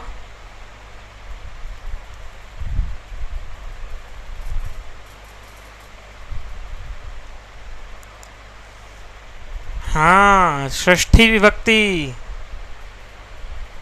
केन सह कस्य संबंधः, सप्तमी नहीं है। अस्मत् का में नौ नह बनता है षष्ठी में, ठीक है जी। तो चलिए अब इस पर बात कर लेते हैं, किसका किससे संबंध है। मूल प्रकृति विकृति, डी के साथ संबंध बनता है ए का। तो पहले देख लो, यहीं से पहले देख लेते हैं। डी ये रहा, डी के साथ, डी के सामने 1 कहाँ लिखा हुआ है? कहीं भी नहीं है भाई।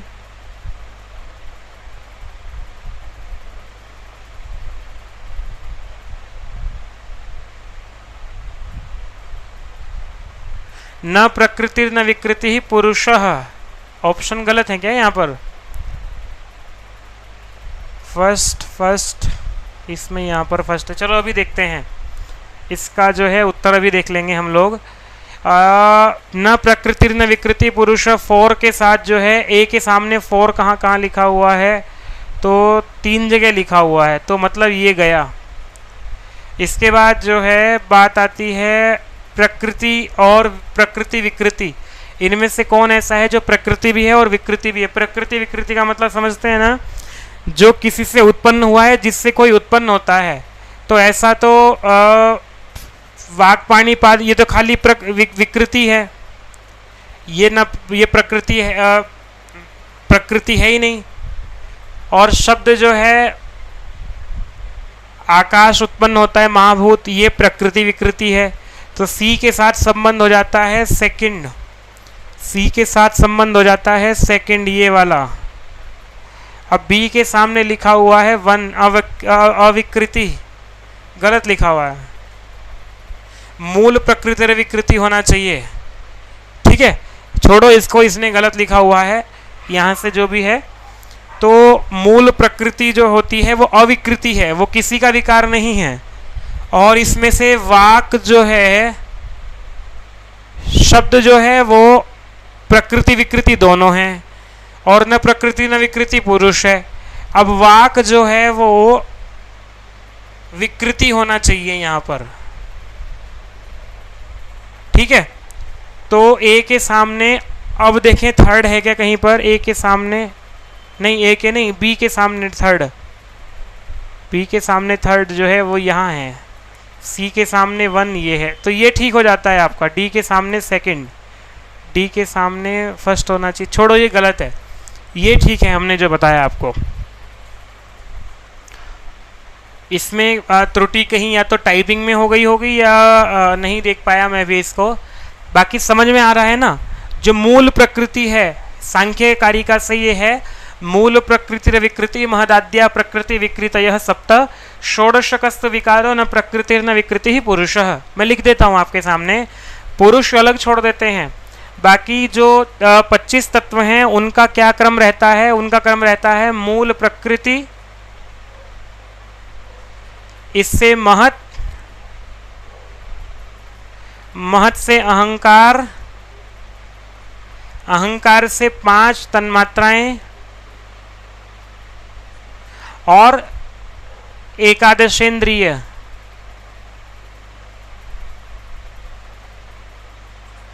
ठीक है। और 5 तन्मात्राओं से 5 महाभूत। तो ये वाला क्रम रहता है।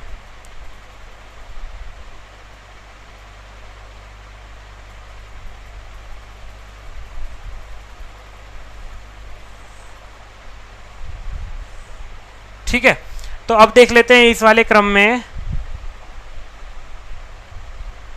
इस वाले क्रम में देखो आप, मूल प्रकृति जो है वो अविकृति है, वो किसी की विकृति नहीं है। उसमें आप देख लेते हैं तो मूल प्रकृति अविकृति है, ये क्रम बन जाता है यहाँ पर। इसके बाद क्या है? शब्द आया हुआ है। शब्द क्या है? शब्द आ जाता है तन्मात्राओं में। तन्मात्राओं में शब्द से आकाश की उत्पत्ति होती है। तो ये प्रकृति भी है, विकृति भी है। शब्द हो जाएगा प्रकृति विकृति। और वाक देखो एकादशेंद्रिय में है, ये विकृति मात्र है, तो वाक हो जाएगा प्रकृति की जगह यहाँ पर विकृति होना चाहिए था। तो वाक जो है वो विकृति हो जाता है। और पुरुष जो है न प्रकृति न विकृति पुरुष, यह यहाँ पर ये हो जाता है। सी ऑप्शन क्या कह रहा है? ए के सामने 4, ये ठीक है यहाँ पर। बी के सामने यहाँ पर थर्ड होना चाहिए था। तो ये सब गलती हैं अभिषेक जी, छोड़ो इन पर क्या दिमाग लगाना, बुद्धि अपनी चलनी चाहिए, जो ठीक है वो ठीक है। रस संप्रदाय से आचार्य उस्तः, कौन है जी रस संप्रदाय के आचार्य? सरिता जी कह रही है ठीक ठाक पढ़ा लेते हैं। अरे चलिए ठीक है जी, धन्यवाद आपका। रस संप्रदाय के कौन से आचार्य हैं ये पूछा है यहाँ पर। वामन भरत मुनि तो हैं ही रस संप्रदाय के, जिन्होंने इसको लिखा है रस सूत्र को सबसे पहले वामन ने और क्षेमेंद्र दोनों रस संप्रदाय के नहीं हैं। अभिनव गुप्त जो हैं उन्होंने रस संप्रदाय में अभिव्यक्तिवाद पर टिप्पणी की है इसकी। तो आपके सामने ए और डी ऑप्शन आ जाते हैं। ए और डी कहाँ आ रहा है, ये रहा, सी उत्तर हो जाता है। वैसे आपका ऑप्शन बी भी ठीक होना चाहिए एक तरह से देखा जाए तो, वाक्यम रसात्मकम काव्यम ये कहा है उन्होंने, ए नहीं सी उत्तर हो जाता है। ए और बी क्या करें, उत्तर ए होना चाहिए क्या, ये सी दिया है इन्होंने क्योंकि अभिनव गुप्त ने भी बाद में अभिव्यक्तिवाद की स्थापना की है। वामन भी रस संप्रदाय के वाले हैं, भरत मुनि भी रस संप्रदाय वाले हैं। बी और डी भी है क्या उसमें, ऑप्शन डी। चलो इसमें मुझे लग रहा है कि उत्तर एक तरह से देखा जाए तो तीनों ही रस संप्रदाय वाले हैं। ये इन्होंने दो पूछा है, पता नहीं कैसे पूछा है, पेपर में जो पूछा है मैं तो पेपर टाइप किया और टाइप करके आंसर की से आंसर की लिखे और उसके बाद अपना बुद्धि लगाई इसमें। आंसर की तो सी कह रही है, ए और डी। इस पर स्पष्टीकरण कल देंगे हम लोग, एक बार क्या इसका पूछने का प्रयास कर रहे थे एक बार पूछ लेते हैं, गलत नहीं बताएंगे आपको, ठीक है, याद रखिएगा, कल पूछ लीजिएगा। बाल गंगाधर तिलकेन मृगशिरा काले ऋग्वेदस्य अधिकांश मंत्राणाम संरचना स्वीकृता अस्ति। बाल गंगाधर ने क्या टाइम माना है, ये प्रश्न है आपके सामने, जल्दी जल्दी से उत्तर दे देते हैं। तो भैया 2500 से 4000 वाला ऑप्शन है क्या, ये रहा 4000 से 2500 विक्रमपुर वाला उत्तर था इनका, ठीक है जी। अधोंकितेषु कयोर्द्वयोः समुचितः संबंध अस्ति, इनमें किसमें सही संबंध है वो बताना है आपको। षोडश पदार्थाः सन्ति, एक तो ये बात हुई, सप्त पदार्थाः सन्ति एक ये बात हुई, एक कहीं को न्याय दर्शन लिखा हुआ है, जैमिनी लिखा हुआ है।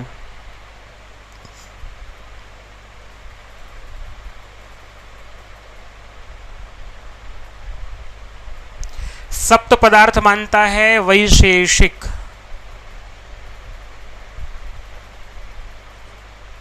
पृथिव्य द्रव्य गुण कर्म सामान्य विशेष समवाया भावाः सप्त पदार्थाः, ये माना है। षोडश पदार्थाः जो है वो न्याय दर्शन ने माने हैं, तो ये संबंध बन जाता है, ठीक है। ए और सी का, ए और सी का है ये वाला संबंध, तो 38 का सी उत्तर हो जाता है। कोई बात नहीं है, डिलीट विलीट करने की आवश्यकता नहीं है, तो संबंध बन जाता है ए और सी वाला, सी। मनुमते कह द्विजः सान्वयः शूद्रत्वं प्राप्नोति अधोलिखितेषु, किसके विषय में बात कर रहे हैं यहाँ पर। वेदम परित्यज्य अन्यत्र श्रमं कुर्वन् प्रातरुत्थाय स्नानम अकुर्वन् ब्राह्मण ग्रंथान वेदम स्वीकुर्वन् एकेश्वरवादम निंदयन्। तो भैया ये तीनों ही बातें जो हैं वो यहाँ पर नहीं हैं, तो वेदम परित्यज्य अन्यत्र कुरुते श्रमम, ये रहा आपके सामने, यो अनधित्य द्विजो वेदम अन्यत्र कुरुते श्रमम सजीवन्नेव शूद्रत्वम आशु गच्छति सान्वयः। कोई ब्राह्मण व्यक्ति जो है जीते जी अपने जीवित रहते हुए वेद में छोड़ करके कहीं और श्रम करता है, परिश्रम करता है, तो वह जीवित रहता हुआ ही शूद्रत्व को प्राप्त हो जाता है, ठीक है जी। 39 का आपका ए ऑप्शन ठीक हो जाएगा। 40वां है किम पुराणम महाभारत से परिशिष्टम, कौन सा पुराण महाभारत का परिशिष्ट है, तो उत्तर दे देते हैं हम आगे बढ़ करके। अभी आपको हरिवंश पुराण जो है वो महाभारत का परिशिष्ट कहा जाता है। 40 प्रश्न कराने थे, करा दिए हैं आपको, प्रयास किया है थोड़ा सा विस्तार से चर्चा करने का, क्योंकि यूजीसी नेट का पेपर देना है तो यही तरीका अपनाना पड़ेगा और यही तरीका हम आपकी कक्षा में अपनाने वाले हैं। आपकी जो कक्षा ली जाएगी उसमें इसी तरह से प्रश्न रखे जाएंगे। ये प्रश्न आया है, यहाँ तो हम बिखरे हुए प्रश्न पत्र लेकर के आ रहे हैं, वहाँ एक विषय से व्यवस्थित आपके सामने प्रश्न रहेंगे। और टेस्ट सीरीज DSSB की ऑफर आपके सामने, महोत्सव वाला संस्कृत सप्ताह महोत्सव पे 80% छूट एक सप्ताह के लिए DS169 आपका कोड लगाना होगा। इसी के साथ जो आपका UGC नेट वाला बैच रहेगा उसमें आपको लगभग 2300-2400-2500 रुपये आपको देने होंगे। तो आप इसमें पूरा 75 घंटे की कक्षा है। मैं 75 घंटे कह रहा हूँ का मतलब ये है कि 90 घंटे हो जाएंगे। वो DSSB वाले जानते हैं, 50 घंटे कह के 90 घंटे पढ़ाया है। तो 75 घंटे की कक्षा है, बढ़ा करके मुझे तो मैंने 90 घंटे तो की ही है। आवश्यकता हुई अगर डेट आगे बढ़ गई, वैसे बढ़ेगी नहीं, बढ़ गई तो आगे और पढ़ा देंगे आपको, ठीक है जी। तो रिवीजन बैच है ये आपका, फ्रेश बैच नहीं, रिवीजन बैच। मतलब आप लोग अपने घर में पढ़ाई कर रहे होंगे तो आपको प्रश्न बताएंगे कि क्या प्रश्न बनेगा। बाकी व्याख्या आप जानते ही हैं, हम लोग जैसा करते हैं और कर रहे हैं वही सब वहाँ पर करेंगे। तो आप लोग इसके लिए संस्कृत सप्ताह महोत्सव वाला ऑफर आपके लिए है। 77% का Y321 कोड प्रयोग करेंगे तो आपको 2500 रुपये या 2400 जो भी इसका मूल्य है वो पड़ जाएगा, ठीक है जी।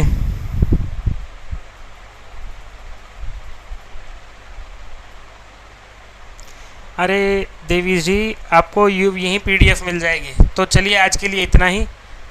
अभी आप बहुत आराम से, बहुत मन से, बड़े शांत भाव से ईश्वर को प्रणाम करते हुए और उनसे प्रार्थना करते हुए कि हे ईश्वर, बड़े सौभाग्यशाली हैं हम लोग जो परिश्रम कर रहे हैं विद्या के अध्ययन में।